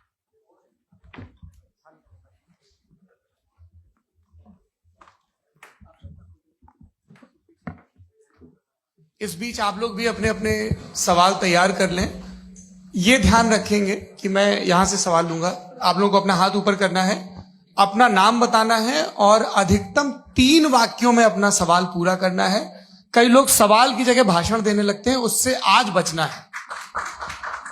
जी मुफ्ती साहब, पहला सवाल आपका, 16 मिनट है, हम दोनों लोगों के सवाल लेंगे। जी बहुत शुक्रिया। आपकी जो अभी बात हुई बहुत अहम थी, मैं इसको चाहूंगा कि आगे डिस्कस करूं, लेकिन चूंकि अभी ये वो सेगमेंट है क्रॉस एग्जामिनेशन, तो सबसे पहला सवाल आपसे ये है कि जो मैं इतनी देर से कॉन्टिंजेंसी आर्ग्यूमेंट आपको बता रहा था, ये अकल से ही बता रहा था हजरत, आप ये बताएं कि आप इन्फिनिट रिग्रेस ऑफ कॉजेस को पॉसिबल मानते हैं या नेसेसरी बीइंग के एग्जिस्टेंस को सही समझते हैं? क्योंकि दो ही ऑप्शन हो सकता है, आप ये बताएं। देखिए, आपको मैं ईमानदारी से बात करूं, एक तो मैं कॉन्टिजेंसी वर्ड ठीक से समझता हूं, और इस वक्त भी जो आपने अंग्रेजी के अल्फाज इस्तेमाल किए वो जरा थोड़े से मुझे डिफिकल्ट और कॉम्प्लिकेटेड लगे, तो आप जरा सिंपल जबान में सवाल कर सकते हैं? बिल्कुल कर सकता हूं। जी। यूनिवर्स की हर चीज कॉन्टिंजेंट होने का मतलब यह है कि वो अपने एग्जिस्टेंस में किसी के ऊपर डिपेंडेंट है। जो भी चीज डिपेंडेंट होगी वो चीज इंडिपेंडेंट नहीं हो सकती, तो उसका कोई ना कोई कॉज होगा। तो अब आप क्या समझते हैं कि ये इन्फिनिट रिग्रेस है, यानी कॉज पर कॉज, कॉज पर कॉज, कॉज पर कॉज, और कभी कोई यानी ये एंडलेसली चलता रहा? क्योंकि अगर ऐसा होगा तो हम तो एग्जिस्टेंस में आते ही नहीं। लॉजिकली ये मुत्तफक अलैह चीज है, मुत्तफक अलैह अग्रीड अपॉन। इस पे हमने एग्री किया था कि मुश्किल शब्द आएगा तो अर्थ बताना पड़ेगा। तो इन्फिनिट रिग्रेस तो पॉसिबल नहीं है, तो कहीं ना कहीं आपको रुकना पड़ेगा ऐसे नेसेसिटी पर। नहीं, कोई जरूरत नहीं रुकने की। किसने कहा आप रुकना पड़ेगा? आप रुकते हैं खुदा पे, आप नहीं रुकते। आप कहते हैं वो हमेशा से, जब उस वक्त से है जब वक्त नहीं था। आप कहाँ रुकते हैं कि अब हुआ था वो? आप नहीं कहते। हम क्यों नहीं मान सकते कि यूनिवर्स जो है और बल्कि मल्टीवर्सेस जो है वो हमेशा से हैं, वो बनती है, बिगड़ती है। एक हमारे यहाँ एक चीज है ब्लैक होल, वो समेट लेता है वापस, फिर ब्लास्ट होता है, फिर फैल जाता है। और इसमें हमारी तो खैर कोई औकात ही नहीं है इंसान की। एक छोटे से जर्रे पे हम 50-60 साल की उम्र रखते हैं, जो करोड़ों अरबों साल की कायनात उसमें, और पैदा भी निहायत ही बेहुदा वजह से हुए थे।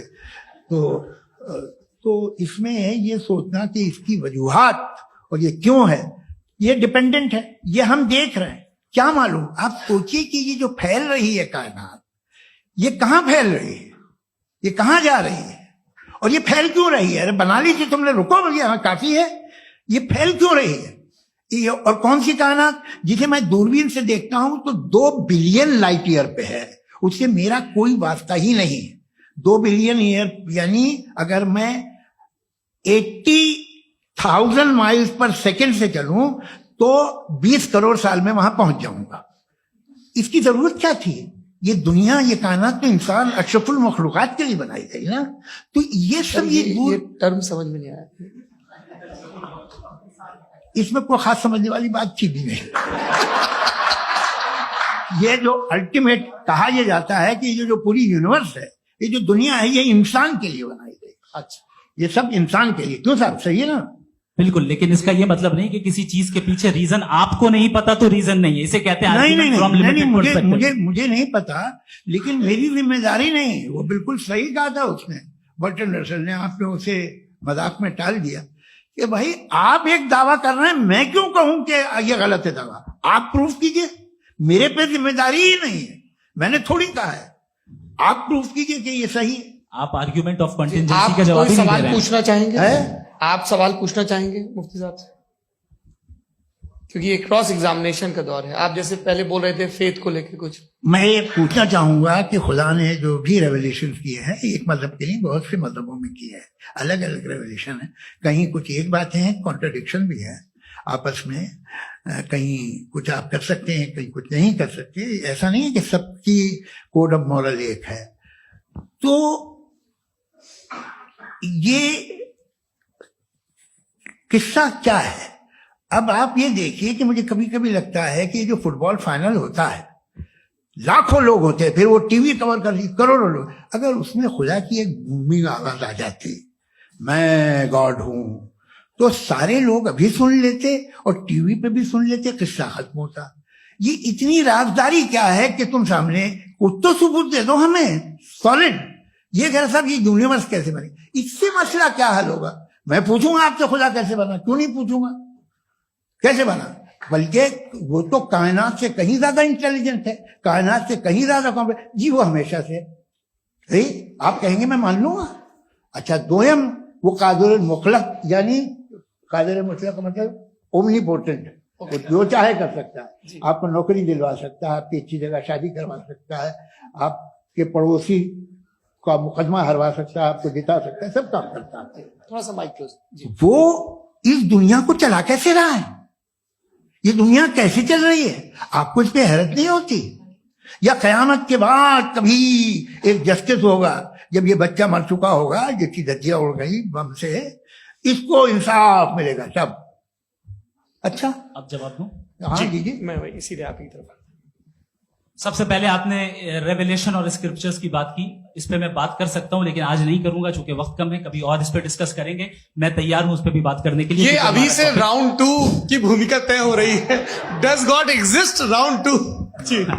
चूंकि आज गॉड के एग्जिस्टेंस पे बात है, तो मैं उसी के रिलेटेड जो है आपके सवालात को एंटरटेन भी करूंगा और मैं भी पूछूंगा।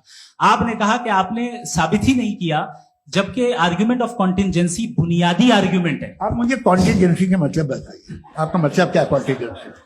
कॉन्टिजेंसी का मतलब यह हुआ कि हर वो वजूद जो किसी भी चीज का पाबंद है, हर वो वजूद या हर वो चीज जो अपने एग्जिस्टेंस में किसी भी चीज के पाबंद है और उससे बाउंड है, उसको उसकी जरूरत है, उस पर डिपेंड करती है, तो जाहिर सी बात है कि उसका कोई ना कोई कॉज होता है। ये तो अक्ल की बात है, ये आप रीजनिंग की बात करते हैं, मैं वही कर रहा हूं। दूसरी चीज, आपने ये बात कही कि इतने बिलियन लाइट ईयर्स दूर है, उसका मेरा क्या लेना देना। फिर मेरे ख्याल से आपको ये नहीं कहना चाहिए I think therefore I am an atheist. आपको सोचना चाहिए, सिर्फ आप एक लिमिटेड दायरे में रहकर नहीं सोचें, बल्कि बाहर निकलकर सोचें।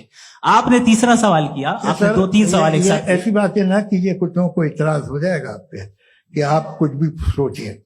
ये इजाजत आपको है नहीं, मुझे है।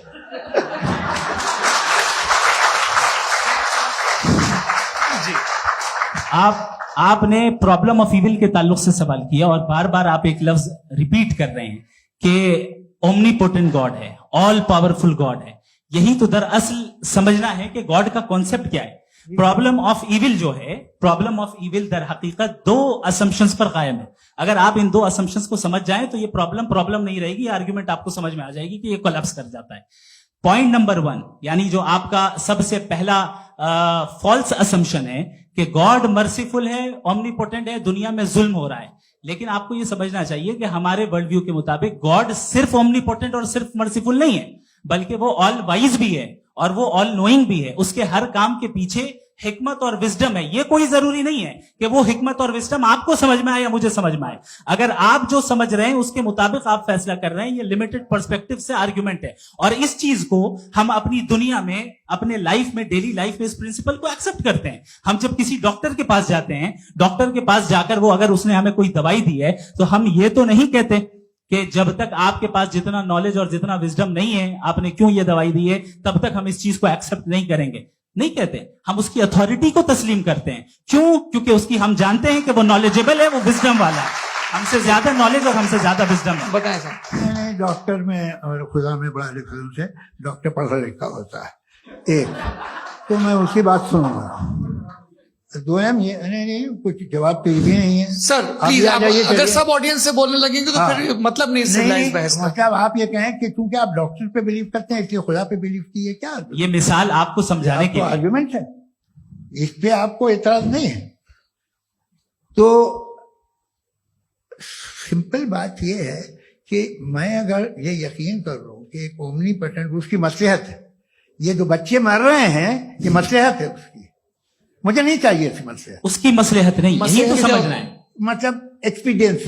अच्छा, इस आपने अभी मेरी बात पूरी सुनी नहीं। मैंने कहा आपका पूरा आर्ग्यूमेंट 2 फॉल्स असम्पशंस पर है। एक फॉल्स असम्पशन मैंने बता दिया, दूसरा फॉल्स असम्पशन ये है कि इस दुनिया में इविल के होने का कोई गुड रीजन नहीं है, जबकि हमारे पास बाज रीजंस मौजूद हैं, हमारे पास बाज वजूहात मौजूद हैं। अगर इस दुनिया में इविल ना हो तो आप गुड को डिफाइन कैसे करेंगे? अगर जुल्म ना हो आप इंसाफ को समझेंगे कैसे? अगर तारीकी ना हो तो आप लाइट को समझेंगे कैसे? बहुत अच्छा। अभी और सुन लें, अभी और बाकी है। ये तो बात बहुत पसंद आई साहब मुझे कि जब तक रेप ना हो तब तक औरतों की इज्जत का ख्याल आपने मेरा जवाब पूरा सुना ही नहीं। जब तक के बच्चों का कत्ल ना किया जाए तब तक आपको बच्चों की मासूमियत की इज्जत। आपने पूरा जवाब सुना ही नहीं। क्या बात है, क्या आपने नुक्ता निकाला हुआ? आपने पूरा जवाब सुना ही नहीं। आप सुन लें, मेरी बात सुन लें। ये मैंने आपको एक चीज बताई। दूसरी चीज, इस दुनिया में हम आए हैं टेस्ट के लिए, हमारा टेस्ट हो रहा है और हर इंसान का अलग अलग अंदाज में टेस्ट होता है। और इस दुनिया में अगर इविल मौजूद है तो वो इविल जरिया है हमारे अंदर ह्यूमन नोबल क्वालिटीज को डेवलप करने का और अलग अलग फील्ड में प्रोग्रेस करने का। और अगर हमारे अंदर और इस दुनिया में इविल नहीं होता तो बताइए टेस्ट का मतलब क्या होता? अगर मैं अपने स्टूडेंट को एमसीक्यूज दूं और उसमें सिर्फ राइट आंसर लिख कर दे दूं और कहूं तुम्हारा टेस्ट हो गया, ये मीनिंगलेस है। इस दुनिया में अगर हम टेस्ट के लिए आए हैं तो जाहिर है गुड एंड इविल दोनों मौजूद है। तो अगर गुड एंड इविल दोनों मौजूद है तो ये इविल भी खुदा का बनाया हुआ है। जी हाँ, खुदा का बनाया हुआ है, लेकिन अच्छा चलो अच्छी बात। जी बिल्कुल, तो बिल्कुल खुदा ने मतलब बनाया। अभी तो ये है कि जो मेजॉरिटी है दुनिया में वो इविल है, तो ये खुदा एक्चुअली इविल के साइड पे लग रहा है मुझे। बिल्कुल भी, मैं बता मेजॉरिटी में तो वो है।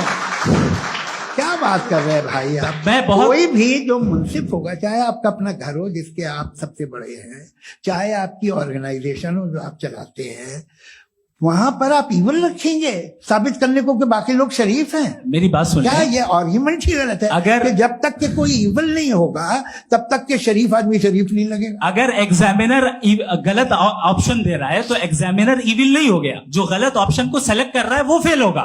क्रिएटर ने इविल को बनाया है लेकिन वो इविल नहीं है। अच्छा सुनिए मेरी बात, let me complete sir. Creator ने इविल को बनाया है टेस्ट के लिए, वो इविल नहीं है। इविल वो होगा जो उसे इख्तियार करेगा।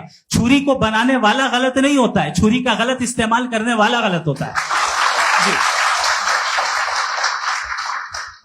रेप को कैसे गलत इस्तेमाल करते हैं? रेप इंसान के फ्री विल का नतीजा है। ये रेप कैसे गलत इस्तेमाल होता है? ये मुझे अब सुन ले गलत इस्तेमाल होता है। हाँ मैं बता रहा हूँ ना, कैसे गलत मैं बता रहा हूँ कि जो इविल इस दुनिया में मौजूद है उसके कई सारे तरीके हैं। एक तरीका इंसान का अपना फ्री विल है। अब अगर कोई रेपिस्ट रेप कर रहा है तो इसका गॉड का कसूर नहीं है, वो अपने फ्री विल का गलत इस्तेमाल कर रहा है, उसको सजा मिलनी चाहिए। अच्छा। और उसी के लिए जहन्नम बनाई गई है। ये फ्री विल का भी बड़ा चक्कर। आप जब कोई बुरा काम करते हैं या कोई बुराई होती है तो ये कहा जाता है कि ये फ्री विल है। 7 billion free wills are moving on this planet. 7 billion free will. और एक आदमी अपनी फ्री विल से मुझे कत्ल कर दे तो मैं खुदा की मर्जी से मरा हूं कि इसकी फ्री विल की वजह से? मेरी मौत खुदा के हाथ है या ये फ्री विल वाले के हाथ है? खुदा ने फ्री विल का निजाम बनाया है और उस निजाम का गलत इस्तेमाल करके कोई आपको मार रहा है, इस्तेमाल करके मेरा कत्ल कर देता है। अब मेरी मौत का जिम्मेदार कौन है? वो इंसान जिम्मेदार है। वो इंसान। जी। तो ये कहना कि और उसको सजा मिलेगी। तो अब आप आगे चलिए कि ये तय करना कि अल्लाह ही या अल्लाह ने खुदा ही जिंदगी देता है, खुदा ही मौत देता है, ये गलत है। बिल्कुल गलत नहीं है। हाँ, नहीं, निजाम उसी ने बनाया फ्री विल का। निजाम मौत और हयात का उसी ने बनाया। You are contradicting yourself. अभी आपने कहा कि एक आदमी ने फ्री विल से आपको मार दिया, इसमें उसे फ्री विल दी गई थी, उसने गलत इस्तेमाल किया। 7 billion free wills are moving on this planet और आप चाह रहे हैं कि मैं सिर्फ खुदा का ध्यान करूं। ये 7 बिलियन फ्री विल्स को मुझे लुक आफ्टर करना पड़ेगा कि नहीं? ये तो तबाहियां कर रही हैं और तबाहियां ज्यादा हो रही हैं। बिल्कुल। तो अगर आप बताएं अगर खुदा नहीं है फॉर एग्जाम्पल, तो आप इविल को कैसे डिसाइड करेंगे? यानी how can you define evil objectively without God? देखिए दुनिया में 2 तरह के जानवर हैं। एक जो अकेले रहते हैं जंगल में और एक जो ग्रुप्स में रहते हैं। ग्रुप में जो भी रहेगा, चाहे वो आपका फाउंडेशन हो, चाहे कोई क्लब हो, चाहे कोई पॉलिटिकल पार्टी हो, चाहे कोई यूनिट हो, उसमें आपको इंटरैक्ट करने के रूल बनाने पड़ेंगे। यानी लोग तय करेंगे। लोग तय करेंगे। अगर लोगों ने ये तय किया कि किसी का रेप करना सही है, आप जस्टिफाई करेंगे? आपका फाउंडेशन तो ये हो गया ना कि लोग ही विल डिसाइड करेंगे। नहीं। अरे दुनिया में ऐसे ग्रुप्स हैं जो रेप को जायज मानते हैं सर्टेन हालात में। मैं डिटेल में नहीं जानूंगा, आप भी जानते हैं।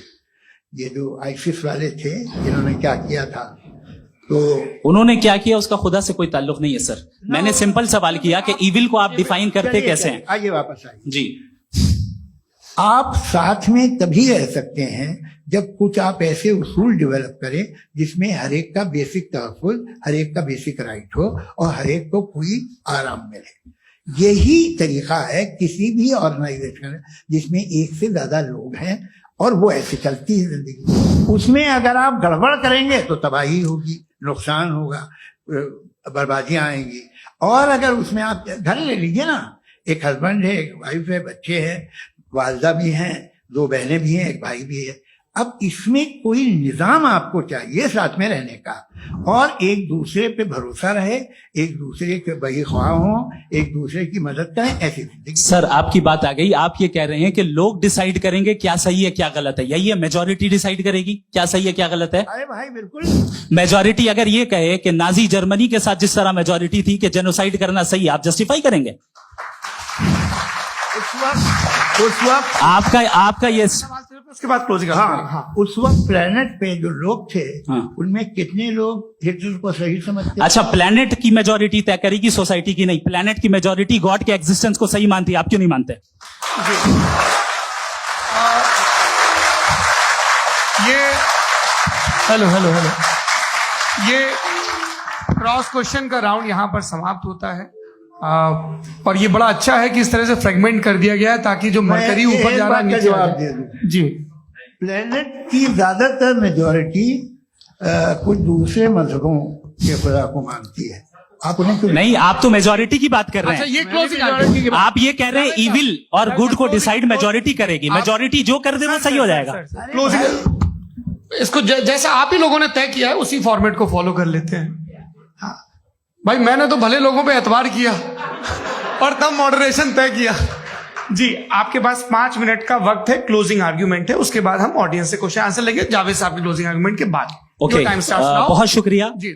हमारा जो टॉपिक है डज गॉड एग्जिस्ट, मैं इस पे इतने एकेडमिक तैयारी करके आया था, मुझे था कि मैंने सोचा था कि कई सारे मैं आर्ग्यूमेंट्स दूंगा, लेकिन वक्त की भी किल्लत और जावेद साहब बार बार इधर उधर चले जा रहे थे तो उसको भी थोड़ा एंटरटेन करना पड़ गया। डज गॉड एग्जिस्ट पे मैं एक ही आर्ग्यूमेंट दे पाया, आर्ग्यूमेंट्स बहुत हैं और डेफिनेटिव आर्ग्यूमेंट्स हैं, और मेरे आर्ग्यूमेंट को किसी एक राउंड में भी इन्होंने एंटरटेन नहीं किया और रेफ्यूट नहीं किया, एक राउंड में भी नहीं, एक राउंड में भी नहीं, और ना ही अभी आपका क्लोजिंग आर्ग्यूमेंट आएगा, नहीं हो बता देना। Argument of contingency sir. अरे मैं आपसे कई बार कह चुका हूँ कंटीजेंसी का मतलब अब मैं कैसे समझाऊं आपको आपस में? हाँ, आप और कितने आसानी से समझाऊं मैं, मुझे तो नहीं समझ में आ रहा है। आप अपनी आर्ग्यूमेंट ऑफ कंटीजेंसी उर्दू में बोल सकते हैं। हाँ, आप अपनी बात पूरी कर लें जी, आखिरी 4 मिनट। दूसरी चीज, just a minute please ma'am, can I talk? दूसरी चीज ये है कि आपने एक तो इसका जवाब नहीं दिया, दूसरा आपने गॉड के ना होने पर कोई डेफिनेटिव आर्ग्यूमेंट नहीं दिया, सिर्फ मजहब पे बात कर रहे हैं आप। मजहब तो आज हमारा टॉपिक ही नहीं था, आज तो हमारा टॉपिक हो, आप मजहब से ले लेकर आईएस तक चले गए। भाई हमारा क्या ताल्लुक है उससे? We condemn them. और उसका गॉड से क्या ताल्लुक है? अगर कोई गलत काम कर रहा है, किसी ने किसी को कत्ल किया, किसी ने किसी का रेप किया, उसको सजा मिलनी चाहिए। और आपके पास कोई भी rational strong foundation of morality नहीं है। आपने कहा कि मेजॉरिटी तय करेगी सोसाइटी की, वो सही होगा। मैंने कहा हिटलर को फिर आप सही कहेंगे, नहीं, प्लैनेट की सोसाइटी की मेजॉरिटी तय करेगी। तो प्लैनेट की मेजॉरिटी गॉड के एग्जिस्टेंस को मानती है, आप कह रहे हैं ये रिलीजियस है। तो यानी आपके पास कोई स्ट्रॉन्ग फाउंडेशन नहीं है ऑब्जेक्टिव मोरालिटी का। ऑब्जेक्टिव मोरालिटी का अगर कोई फाउंडेशन है तो वो सिर्फ गॉड है, गॉड है, गॉड है। थैंक यू जी। ये मुफ्ती शमाइल नदवी साहब का क्लोजिंग आर्ग्यूमेंट था। अब हमारे पास जी ये बड़ा अच्छा है कि दोनों लोगों को मॉडरेटर से शिकायत भी और बोल रहे भाई हमारी शाबाशी भी तो करते चलो। अब मेरी बात जी, आपके पास जावेद अख्तर साहब 5 मिनट का वक्त है, ये आपका क्लोजिंग आर्ग्यूमेंट है, टाइम रीसेट कर दें। जी देखिए, बहुत सारी बातें हैं। गॉड का डेफिनेशन दुनिया के किसी भी रिलीजन में है कि वो ओमनीपोटेंट है, ओमनीप्रेजेंट है, he is just, he is kind, he loves you and so on. मैं जब दुनिया देखता हूँ तो मुझे कोई ऐसा सुप्रीम पावर यहाँ दिखाई नहीं देती है जो इंसान की बहबूदी के लिए कुछ कर रही हो, कमजोर को बचा रही हो, मदद कर रही हो, जालिम को पीछे हटा रही हो। मैं नहीं देखा, तारीख में नहीं। एक तो अगर है और ये देख रहा है तमाशा, तो उसका होना न होना बराबर है। दोयम ये कि ये जो है, जब आप ये कहते हैं कि कायनात जिसकी कंटीजेंसी है, मैं देखिए वो लफ्ज इस्तेमाल किया मैं, तो ये कैसे हो सकती है भाई? और फौरन आप सरेंडर कर देते हैं कि जाहिर है कि इसका बनाने वाला तो इससे 10,000 गुना ज्यादा कॉम्प्लिकेटेड होगा, उस पर आपके होने पे कोई इतराज नहीं है। उसे वो टाइमलेस है, वो पहले से था, टाइम तो बहुत बाद में आया, ये सब आप मानने को तैयार है, जिसका आपके पास कोई सबूत नहीं, आपके पास कोई रीजन नहीं। आपकी तारीख क्या है मजहबों की, बिलीफ की, जो खुदाओं का बिलीफ है, ये कॉन्स्टेंटली गलत साबित होता रहा है। मतलब आप कहें कि अरिस्टोटल के जमाने में तो सब जाहिल थे, वो भी इतने ही यकीन से खुदा पे यकीन रखते थे, जो अब नहीं रहा, ये भी नहीं रहेगा, आप लिख लीजिए। और इसके आसार आपको दुनिया में दिखाई देना शुरू हो चुके हैं। ये बहस क्या आज से 100 साल पहले इस तरह हो सकती थी? यहां तक तो आपको हम ले आए हैं। तो सर अरे इनको मदद की जरूरत नहीं भाई, ये सेल्फ सफिशिएंट आदमी है, आप क्यों इनकी मदद कर रहे हैं? Sir please. तो ये जो है तमाम बातें अपनी जगह है, ये एक पैकेज है। आप अकेले, कोई आदमी ऐसा नहीं जो सिर्फ गॉड को मानता हो, उसके साथ बहुत पैराफर्नेलिया आता है, अलग अलग पैराफर्नेलिया आते हैं। They have always created chaos in the society. मैं तो आपको सीधा ऑफर देता हूं कि दुनिया में 10 इंपॉर्टेंट बिलीव्स है, आप एक मानते हैं, 9 नहीं मानते, 9 में आप एथीस्ट हैं, 9 को आप बिल्कुल रीजनेबली मेरी तरह देखते हैं। तो 90 मजहबी आदमी भी 90% एथीस्ट है, वो दूसरे खुदा नहीं मानता, एक खुदा मानता है अपना वाला, बाकियों को कहता है गलत है। अगर आप मानना ही बंद कर दे तो आपका 10% चांस है कि आप सही हैं और 90% चांस है कि आप गलत हैं। मेरा मशवरा है, आप मानना छोड़ दिए तो 50% चांस होगा कि आप सही हैं और 50% चांस होगा, 40% आप गेन करेंगे बाय बिकमिंग एथीस्ट।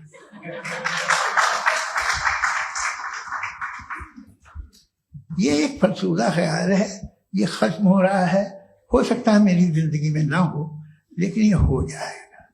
जो बातें ये इनको आप मेटाफिजिकल, ये वो ऐसे रिस्पेक्टेबल टर्म दे दिए, ये तो उन लोग के हैं जिन्हें ना फिजिक्स मालूम थी ना मेटा मालूम था, ये उन्होंने आपको दिए हैं।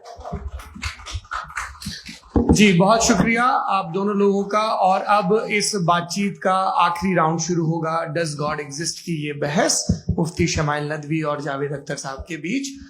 आप लोग अपने अपने हाथ ऊपर करेंगे, मैं यहां से तय करूंगा। और माइक हमारे पास है क्या? एक ही माइक है ऑडियंस के लिए? 2 माइक है, एक इस तरफ एक इस तरफ, ठीक है। तो जी सबसे पहले हमारी सहयोगी है मारिया शकील जी, पूछिए सवाल। थोड़ा सा रुकेंगे ताकि कैमरे का फ्रेम आप पर आ जाए, आपकी तो प्रैक्टिस है टीवी की। जी नदवी साहब, मैं खुदा को मानती हूँ, पहले मैं इसी प्रमाइस से शुरू कर रही हूँ और ये बता रही हूँ मैं मानती हूँ, लेकिन कुछ सवाल हैं जो जावेद साहब ने उठाया, उसका जवाब आपको देना चाहिए। पहला सवाल ये कि गजा में सालों से छोटे बच्चे मर रहे हैं, वो उनको, अगर खुदा मर्सीफुल है, हम मानते हैं कि अल्लाह ताला में बहुत ताकत है, तो वो बच्चे क्यों मर रहे हैं? दूसरी बात ये कि अगर कंटिजेंसी की जो आप बात करते हैं, पूरे मुस्लिम ममालिक मिल करके भी उन गजा के बच्चों को क्यों नहीं बचा पा रहे हैं? क्योंकि अगर वो चाहते, क्योंकि अल्लाह ताला उन पर हुकूमत करते हैं, सब पर हुकूमत करते हैं, तो वो उनको क्यों नहीं बचा? जी थैंक यू वेरी मच। बहुत अच्छा किया आपने इस चीज को जिक्र कर दिया, मैं इसको और अच्छे से एक्सप्लेन करने की कोशिश करता हूं। देखें, जहां तक आपने कहा कि गजा के बच्चों को मारा जा रहा है, देखिए 2 वर्ल्ड व्यू है, एक एथीस्टिक वर्ल्ड व्यू, एक थीस्टिक वर्ल्ड व्यू है। बच्चे मर रहे हैं दोनों वर्ल्ड व्यू में, लेकिन हमारा वर्ल्ड व्यू कह रहा है कि रिकॉम्पेंस है, ये कह रहे हैं कि उनका मरना बेकार जाने वाला है, कोई उसका रिकॉम्पेंस नहीं है, चूंकि इनके यहां आखिरत और अल्लाह का कोई तसव्वुर या गॉड का कोई तसव्वुर नहीं है। आपने ये सवाल किया कि गॉड मर्सीफुल है, क्यों नहीं रोकता? ये मैंने बताया कि ये मिसकंसेप्शन है लोगों के दरमियान कि गॉड को सिर्फ मर्सीफुल और ओमनीपोटेंट समझते हैं। गॉड के सिर्फ यही 2 एट्रीब्यूट्स नहीं है, गॉड के कई सारे एट्रीब्यूट्स हैं, उनमें से अल हकीम भी है, उनमें से ऑल वाइज भी है, ऑल नोइंग भी है। लिहाजा अगर इस दुनिया में किसी को तकलीफ आ रही है और गॉड उसको नहीं रोक रहा है, वो इसलिए नहीं रोक रहा है चूंकि इंसानों को फ्री विल दिया गया है। ठीक इसी तरीके से अगर एक डॉक्टर किसी छोटे बच्चे को इंजेक्शन लगा रहा है, उसे तकलीफ पहुंच रही है, उसके लिमिटेड पर्सपेक्टिव के एतबार से ये गलत हो रहा है और डॉक्टर बुरा है, लेकिन जब आप ब्रॉडर पिक्चर को देखेंगी, आपके और हमारे पास सिर्फ एक पिक्सल है, हमें इतना नजर आ रहा है कि गजा में कत्ल हो रहा है, लेकिन इसके पीछे कितना रिकॉम्पेंस उनको मिलने वाला है, पूरा पिक्चर गॉड के पास है। तो एक पिक्सल से आप पूरे पिक्चर को कभी भी जज नहीं कर सकती। आप इसमें कुछ जोड़ना चाहेंगे? आपको कुछ बोलना है इसमें? भैया आपने बहुत अच्छा जस्टिफिकेशन दिया। या आप वो जो वहाँ के प्राइम मिनिस्टर इजराइल के उन्हें भेजिए, वो बहुत खुश होंगे। आप जस्टिफिकेशन दे देना कि अगर गॉड नहीं है तो बच्चे क्यों मर रहे हैं, आप बताएं। वो ये सवाल पूछ रहे हैं कि अगर आप ईश्वर का अस्तित्व नहीं मानते हैं तो उन बच्चों की मौत को आप कैसे इंटरप्रेट करते हैं? भाई ये दुनिया जो है, जो ताकतवर लोग होते हैं वो एक नाइंसाफी करते हैं। तो ये अच्छा काम है आपके नजदीक, तो नेचर नाइंसाफी पे मबनी है। अरे मेरे भाई, आप नेचर की कहाँ बात कर रहे हैं, तो इंसान की बात कर रहे हैं। तो फिर जब मैं इंसान की बात कर रहा था, आप नेचर की बात करने लग क्रॉस गए। एग्जामिनेशन नहीं। हाँ, अब आप मुझे बोलने नहीं देंगे तो अलग बात है, आप बोलिए, मैं मुझे कोई जी नहीं, ये क्रॉस एग्जामिनेशन है। हाँ, मुझे बोल तो लेने दीजिए। जी, बोलिए। ठीक है। बात यह है कि ह्यूमन सोसाइटी तभी साथ में रह सकती है जब वो मोहब्बत से, एकता से, एक दूसरे के एहतराम करके रहे। इसके अलावा पॉसिबल नहीं है, अकेले तो इंसान रह नहीं सकता। वहां पर कुछ लोग हैं जो फाउल करते हैं। वो फाउल हमेशा से तारीख में होता आया है। आज ये हो रहा है, जो हो रहा है बहुत बुरा हो रहा है, बहुत जालिमाना है, बहुत जाबराना है।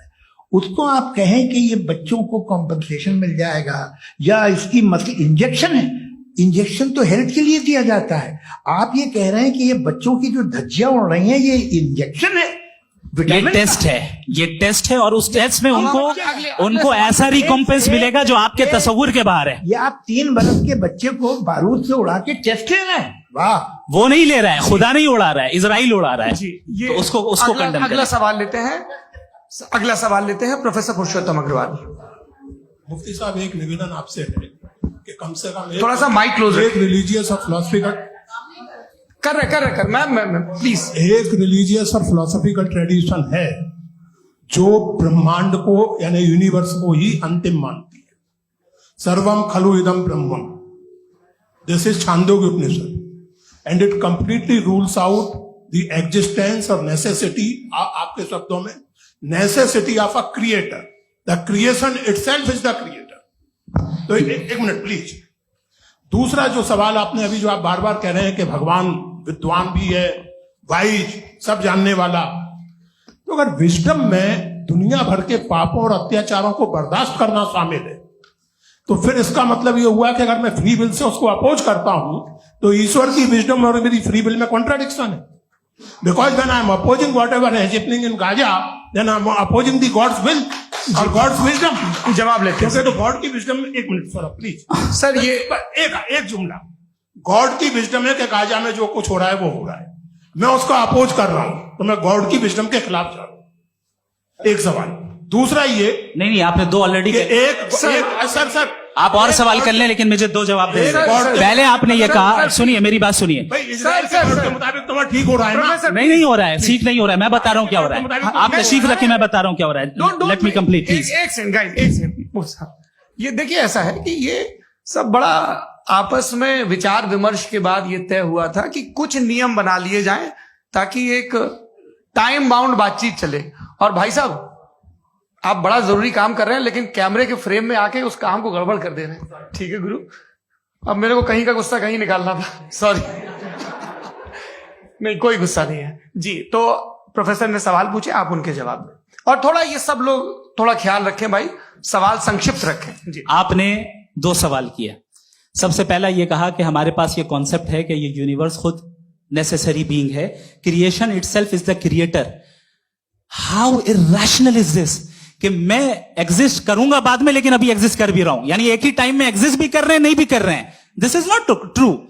दूसरी चीज, आपने कहा कि अगर इजराइल में, सॉरी माफ कीजिएगा, Israel doesn't exist, occupied Palestine में अगर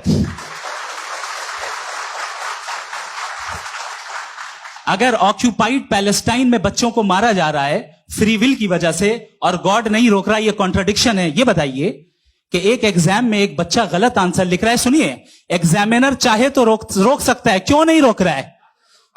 ये कॉन्ट्रडिक्शन है, ये कॉन्ट्रडिक्शन नहीं है। नहीं सर, ये आपस में जी, ये क्या आपका सवाल?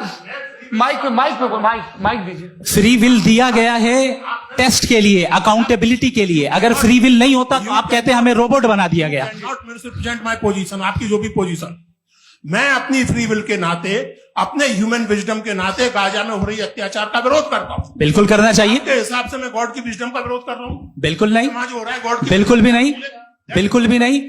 उसका वहां पर गाजा में कत्ल होना ये इंसानों के गलत इस्तेमाल का नतीजा है, फ्री विल के इस्तेमाल का नतीजा है। गॉड इसका हुक्म नहीं देता, उससे रोकता है। यही तो मसला है ना, आपके लिए कॉन्सेप्ट क्लियर है? नहीं भाई, आपने तो बताया था इंजेक्शन लगाने से बच्चे को तकलीफ होती है, ये इंजेक्शन लगा। सर आप ऐसे रेटोरिक स्टेटमेंट दे तब तो कोई मसला नहीं समझते रहेंगे। This is a rhetoric statement, this is not a logical argument sir. I am sorry, I am sorry. आखिरी 30 मिनट बड़े मुश्किल होने वाले हैं। जी, मुफ्ती साहब आगे बैठे हैं, इनको माइक दीजिए। हाँ, तरुण माइक आप अपने पास रखिए, आपको कैमरे का फ्रेम पता है। जी, सबसे पहले दोनों को मुबारकबाद। एक सर अपना आप नाम बता दें। आप अमेरिका में शिकागो में रहते हैं, इतना मुझे याद है। बताया आप, यासिर नदीम अलवाजदी मेरा नाम है।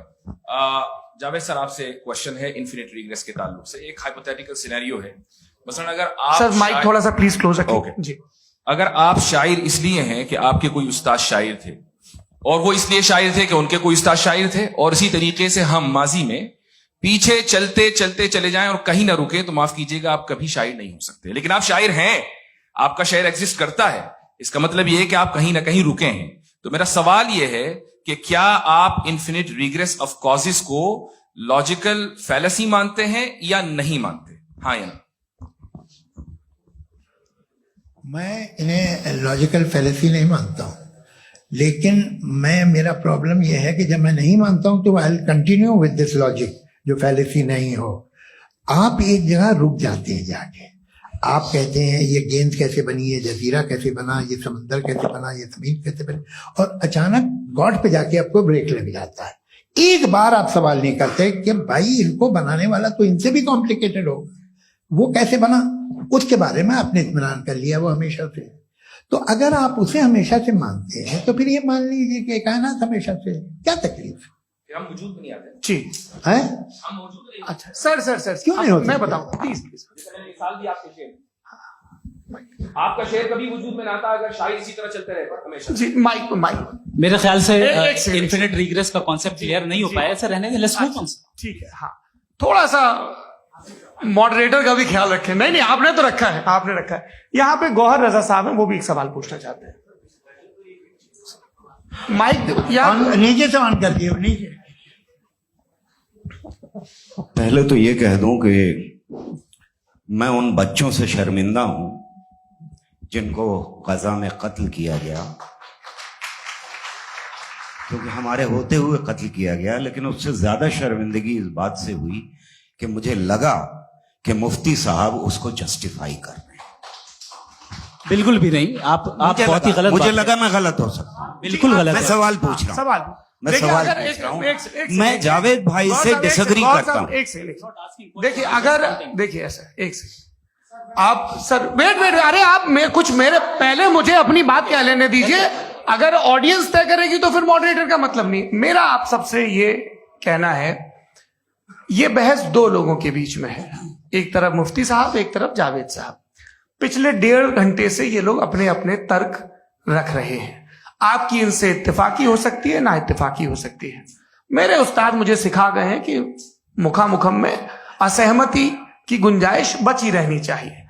अगर मैं आपकी बहुत इज्जत करता हूं गौहर साहब, आपने जो कमाल की किताबें लिखी, साइंटिफिक टेम्परामेंट, लेकिन मेरी ये गुजारिश है आप सबसे कि यदि आप इन लोगों ने जो बोला उन पर टिप्पणियां करेंगे तो ना वक्त की पाबंदी रहेगी, ना वो अनुशासन। आप सवाल पूछ लें, उस सवाल में जो बात आ जाए वो आ जाए।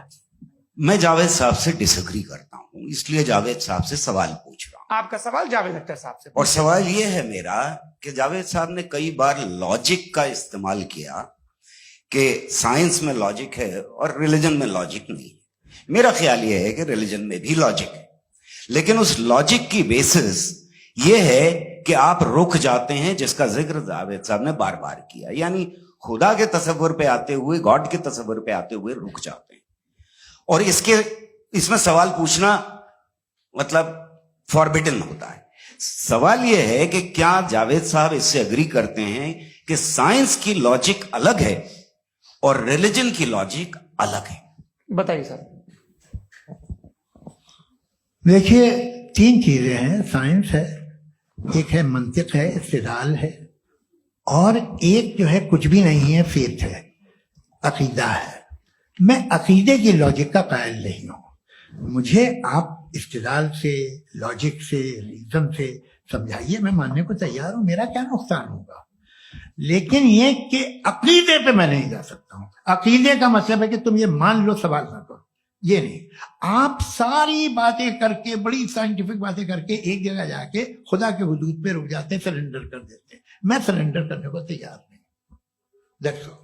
जी, ये आगे सर बैठे हुए हैं, इनको माइक दीजिए। भाई वो आप पूछना चाह रहे थे ना भाई? हाँ, नहीं ये थैंक यू जी, आपका नाम? आसिम इफ्तिखार। आसिम जी, पूछिए। सर, जावेद सर से सवाल है कि आपने माइक थोड़ा करीब है। अपने क्लोजिंग स्टेटमेंट में बात कही थी कि मजहब का जो फ्यूचर है वो ज्यादा दिन नहीं जाने वाला है, लेकिन मैं देख पा रहा हूँ कि जो ऑक्सफोर्ड यूनिवर्सिटी की एक स्टडी है 2011 में हुई है, जिसके 50 एकेडमिशियंस ने इसको अंजाम दिया था, उसमें वो ये कहते हैं कि जो फेथ इन गॉड है वो इनबिल्ट है ह्यूमन नेचर के अंदर, जिसको हम कहते हैं फितरत के अंदर शामिल है वो। और वो ये कहते हैं कि अगर कोई ये समझता है कि मजहब को वो खत्म कर देगा तो ये उसकी गलत फहमी है। तो आप इसके बारे में, इस स्टडीज के बारे में क्या कहते हैं? ठीक, मैं उनसे एग्री नहीं करता हूँ। वो कौन से प्रोफेसर होंगे ऐसा? उनके पास डेटा है, इन्होंने डेटा के बेसिस होगा। डेटा क्या हो सकता है? फ्यूचर का डेटा तो नहीं हो सकता ना उनके पास, प्रेजेंट का डेटा हो सकता है। डेटा आपने सुना 100 साल पहले का बाद का डेटा? मैंने तो नहीं सुना आज तक। तो आज उनकी ये राय है और हो भी रहा है, ठीक है। दुनिया में तरह तरह की राय है लोग, लेकिन मैं समझता हूं कि वक्त के साथ इंसान ज्यादा से ज्यादा रीजनेबल और लॉजिकल होता जा रहा है। आज आप देखिए वेस्टर्न यूरोप में क्या परसेंटेज है नॉन बिलीवर्स की, बहुत हाई। वहां चर्च खाली पड़े होते हैं। तो अल्टीमेटली तो इंसान कोई ऐसी बात बहुत अरसे तक नहीं मान सकेगा, चाहे गलत या सही, जो उससे उसके दिमाग को, उसके जहन को, उसकी लॉजिक को अपील न करे। वो कह रहे हैं तो ऑक्सफोर्ड के होंगे तो कैम्ब्रिज के होंगे, मुझे क्या लेना देना। उनका डेटा मुस्तकबिल का नहीं हो सकता है। जी, दीपक, हाँ पूछिए। मैं आऊंगा अभी, पीछे की साइड भी आऊंगा, माइक वहीं भेजूंगा 2-3 साल के लिए। जी जावेद साहब, आपसे सवाल है। नमस्ते।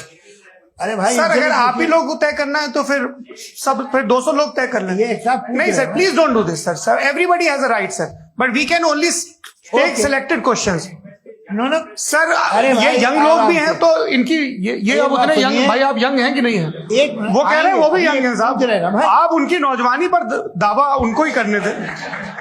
हाँ मुफ्ती साहब, आप यंग, हाँ पूछिए। अरे भैया सर, मेरा सवाल ये है, कुछ इनसे भी तो पूछो। जी नहीं, बस आपसे एक सवाल है। जैसे थीस्टों के पास अपने जो ईश्वर को मानते हैं, उनके पास अपने सोशल गेट टुगेदर्स हैं। 5 रोजा क्रिसमस आने वाला है, होली है, दिवाली है, ईद है।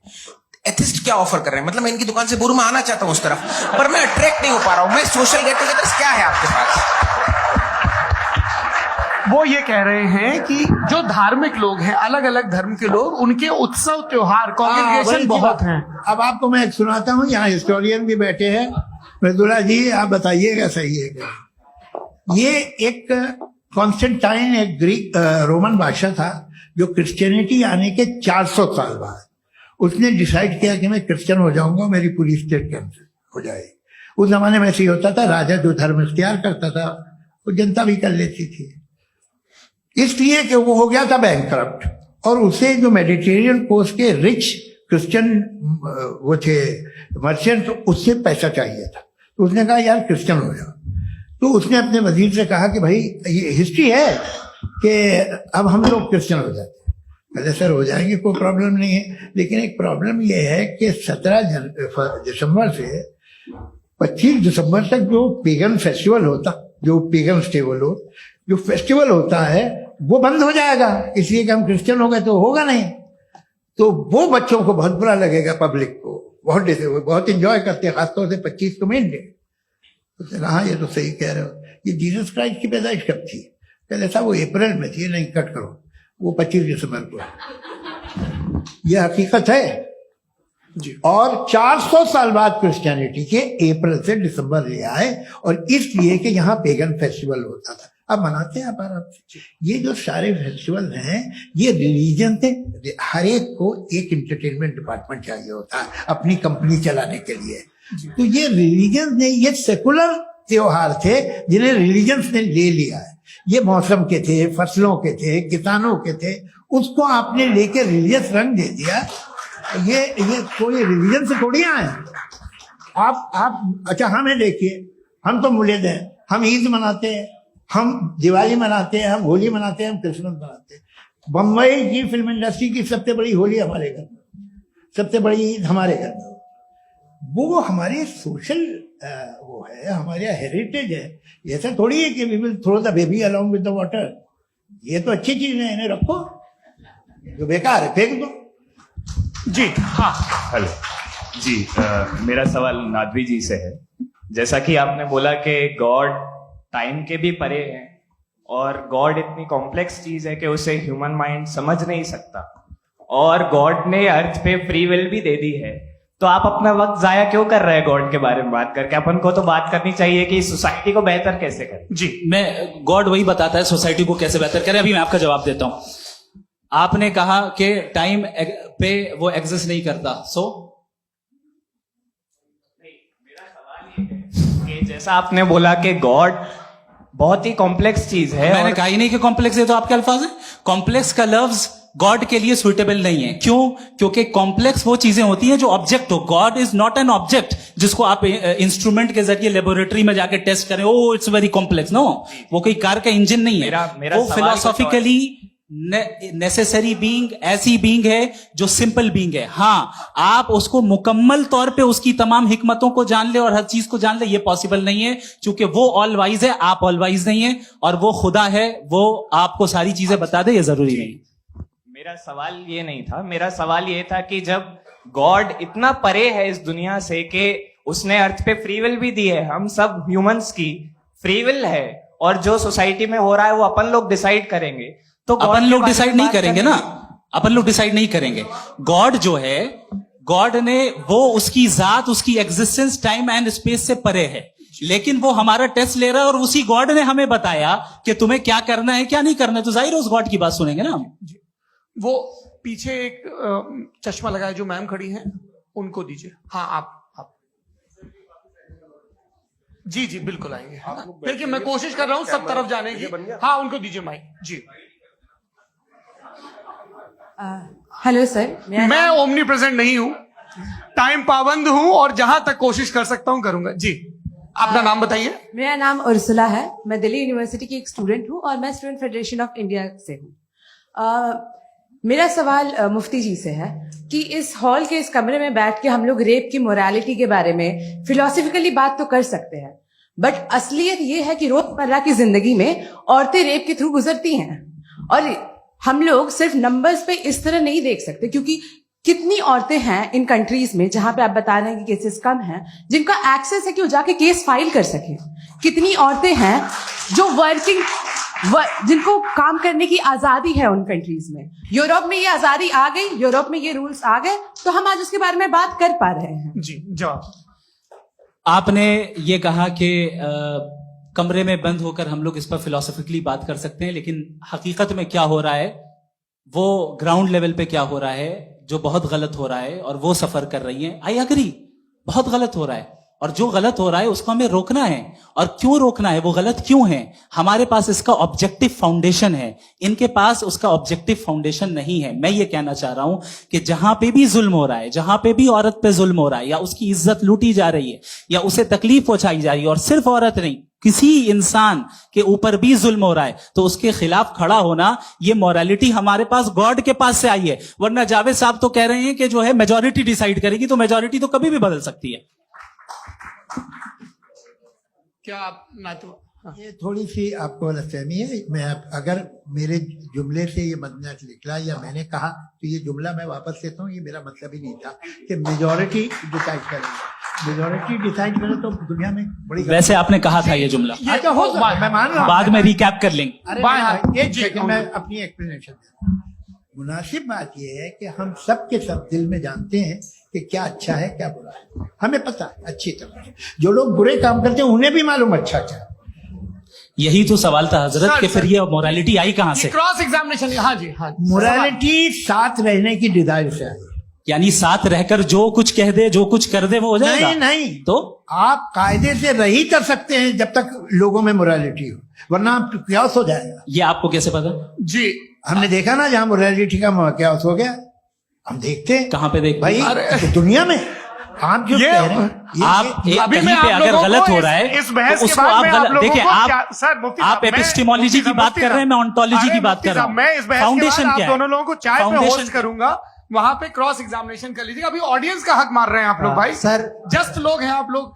और ये भाई ये हाँ बच्चे- उधर आएंगे, उधर इनको आएंगे। भी। जी सर आएंगे अच्छा सर मेरा नाम लईकुर रहमान है और मैं अलीगढ़ मुस्लिम यूनिवर्सिटी का स्टूडेंट हूँ। और जहाँ तक मुझे पता है कि sir you are also product of Aligarh Muslim University. मैं भी उसी चमन का बुलबुल। हाँ सर, तो बहुत खुशी हुई मुझे जान करके कि मैं आपसे मिलूंगा। सवाल सर मेरा सवाल यह है, सर सैयद अली रहमा का नजरिया यह था कि खुदा के वजूद को अकल के दायरे में रह करके तलाश करना, न कि पूरी तौर से उसका इनकार कर देना। Sir how will you define it?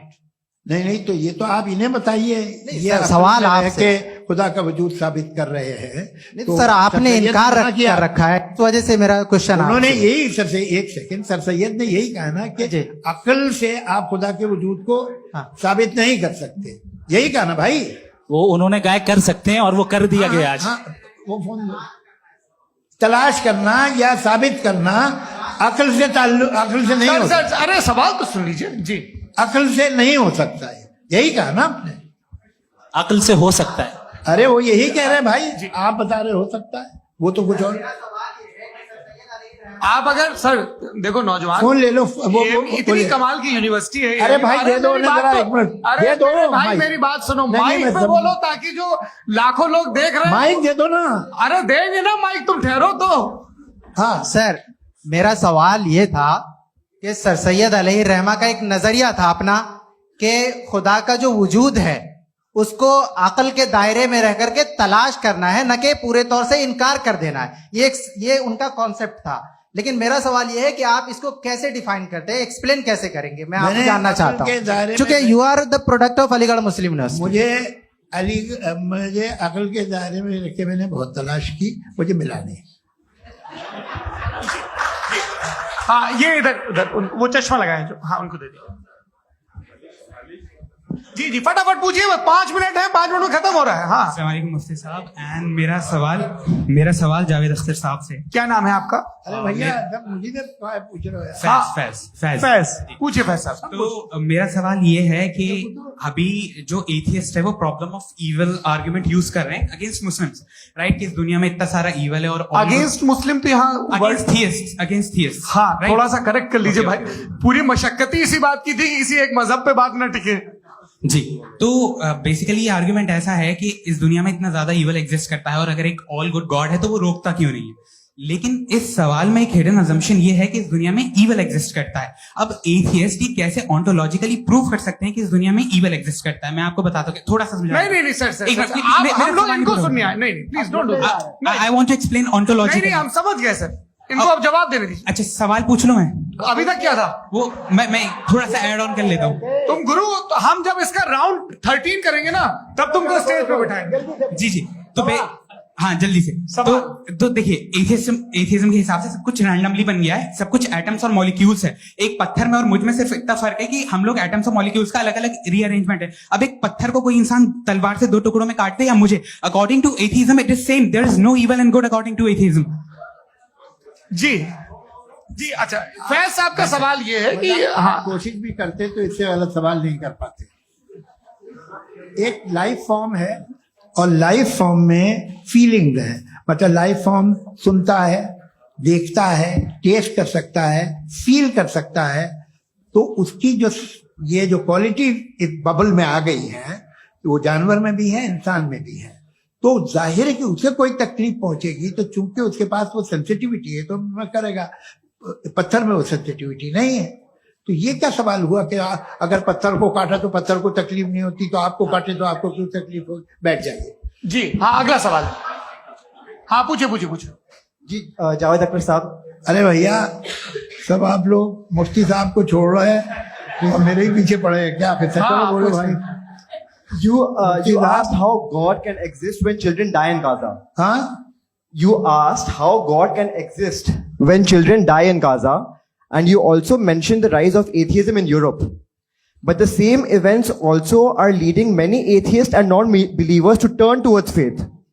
How do you interpret this contradiction, where suffering pushes some away from God, yet brings others closer to belief? देखिए, आपको एक बात बताऊं, दुनिया परफेक्ट तो कहीं भी नहीं है, हर जगह कुछ खामियां हैं। बेटा एक मिनट, मैं आप ही को कहेंगे, देखो वो तो कुछ खामियां, कमजोरियां, खराबियां सब जगह है।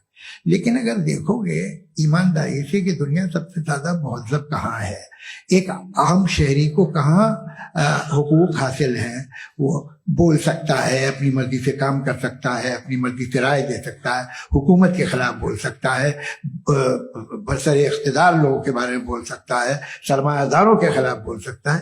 तो आपको ये स्कैंडिनेवियन कंट्रीज में मिलेगा, वेस्टर्न यूरोप में मिलेगा। मैं नहीं कह रहा वो परफेक्ट है, बिल्कुल नहीं, वहां बहुत खराबियां भी हैं, परफेक्ट तो कोई। लेकिन जिन जिन मुल्कों में, लैटिन अमेरिका देखो, गल्फ देखो, वहां पर आपको ये जरूर है कि रेप नहीं होते होंगे। रेप की जरूरत क्या है भाई? उसको तो खरीद लो, घर में रखो, तो सड़क पर रेप करने की क्या जरूरत है? मगर सुनिए सुनिए सुनिए, मगर हकीकत ये है कि वहां शख्सी आजादी राय देने की, बोलने की नहीं है। जी, ये एक आखिरी सवाल मुफ्ती साहब से। हाँ मैम, इनको माइक दीजिए। शुक्रिया। मेरा नाम मनीषा है, मैं हरियाणा से आई हूँ। मैं मुफ्ती साहब से एक बात पूछना चाहती हूँ। आप बार बार जावेद साहब को कॉन्ट्राडिक्ट तो कर रहे हैं कि आपने ये कहा, लेकिन आप भी अजम्पशंस के बेसिस पे बात कर रहे हैं। आपने खुदा के होने का कौन सा प्रूफ पेश किया है, खुदा की एग्जिस्टेंस का? अब इस सवाल को अलग रहने दीजिए, कौन एथीस्ट है कौन नहीं है। और दूसरी बात जो आपने एक छोटी सी कही थी कि ये फ्री विल का इस्तेमाल करता है इंसान अपनी, लेकिन इस फ्री विल का इस्तेमाल में मतलब खुदा ने ये दे दी सबको ये इजाजत कि वो कितना घिनौनापन और कितनी ज्यादा खराब से खराब तरीके इस्तेमाल कर सकते हैं। जवाब सुनते जी। आप फ्री विल को मानती है ना, या अब कहती है कि फ्री विल नहीं है ना? मानती है ना? तो अब आपके पास इसका कोई एक्सप्लेनेशन नहीं है कि अगर एक इंसान उस फ्री विल का इस्तेमाल करके गलत काम कर रहा है और बच के अच्छी जिंदगी गुजार के निकल जा रहा है, उसका कोई रिकॉम्पेंस नहीं है। हमारे वर्ल्ड व्यू में जो इंसान गलत काम कर रहा है उसको भी रिकॉम्पेंस यानी उसका बुरा बदला मिलना है, और जो सही काम कर रहा है उसको सही बदला मिलना है। लिहाजा जो फ्री विल है वो इस तरीके से है कि एक लिमिटेड टाइम तक खुदा ने मोहलत दी। ऐसे नहीं कि छूट दे दी, जो करना है करते रहो हमेशा। वक्त आएगा जब एग्जाम का टाइम खत्म होगा तब रिजल्ट आएगा। दौराने एग्जाम जबरदस्ती आपको नहीं बताया जाएगा। अरे भाई एक सेकंड, जी, एक सवाल मुफ्ती साहब से मेरा। सर मैम मुफ्ती साहब से जी, हाँ, रुक जाइए। आपसे फोन, आप इसके बाद आपसे यही रहेंगे वो। हाँ बोलिए। मैं मुफ्ती साहब एक ही सवाल करता हूँ कि अगर जो हो रहा है फ्री विल से हो रहा है और एक दिन बरोज़ क़यामत इंसाफ होगा मैशर में वगैरह वगैरह, तो दुआ क्यों मांगते हैं लोग? दुआ मांगते हैं इसके मतलब है अभी भी उसने ये डिपार्टमेंट रखा है कि मैं रोजमर्रा की जिंदगी में बिल्कुल बिल्कुल ही कैन। तो तुम कैन हो, तुम मुझे नौकरी दिला देते हो, मेरे बेटे को ग्रीन कार्ड दिला देते हो, और 45,000 बच्चे मरते हो, उन्हें रोकते नहीं हो। नहीं तो क्या आप ये कह रहे हैं कि इस दुनिया में जालिमों को कभी पकड़ ही नहीं होती है? अरे जो भी पकड़ होगी वो बच्चे रोते हैं। बिल्कुल, देखिए मैंने अपने ओपनिंग स्टेटमेंट में यही कहा था कि जनाब जावेद साहब सिर्फ इमोशनल आर्गुमेंट देंगे।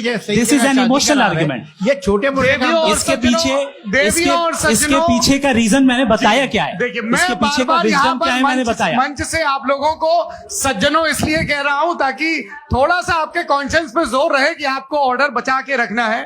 वक्त तय हुआ था, ये वक्त पूरा हुआ, आपने इतने धैर्यपूर्वक सुना, मैं आप सबका बहुत बहुत शुक्रगुजार हूं। यदि इन दोनों विद्वानों की इच्छा होगी तो कभी हम इस बातचीत का राउंड 2, राउंड 3, यही तो देखिए खूबी है इंसान की कि बहस मुबाहसे में वो पड़ा रहता है। आप लोगों ने बड़े धैर्य का परिचय दिया, बहुत बहुत शुक्रिया। इसी के साथ ये बातचीत आप लोग को मैं एक बात बता दूं, ये सारी बहस हो गई, अब मुफ्ती साहब और बड़े मुफ्ती साहब इन के साथ में खाना खाने वाला हूँ।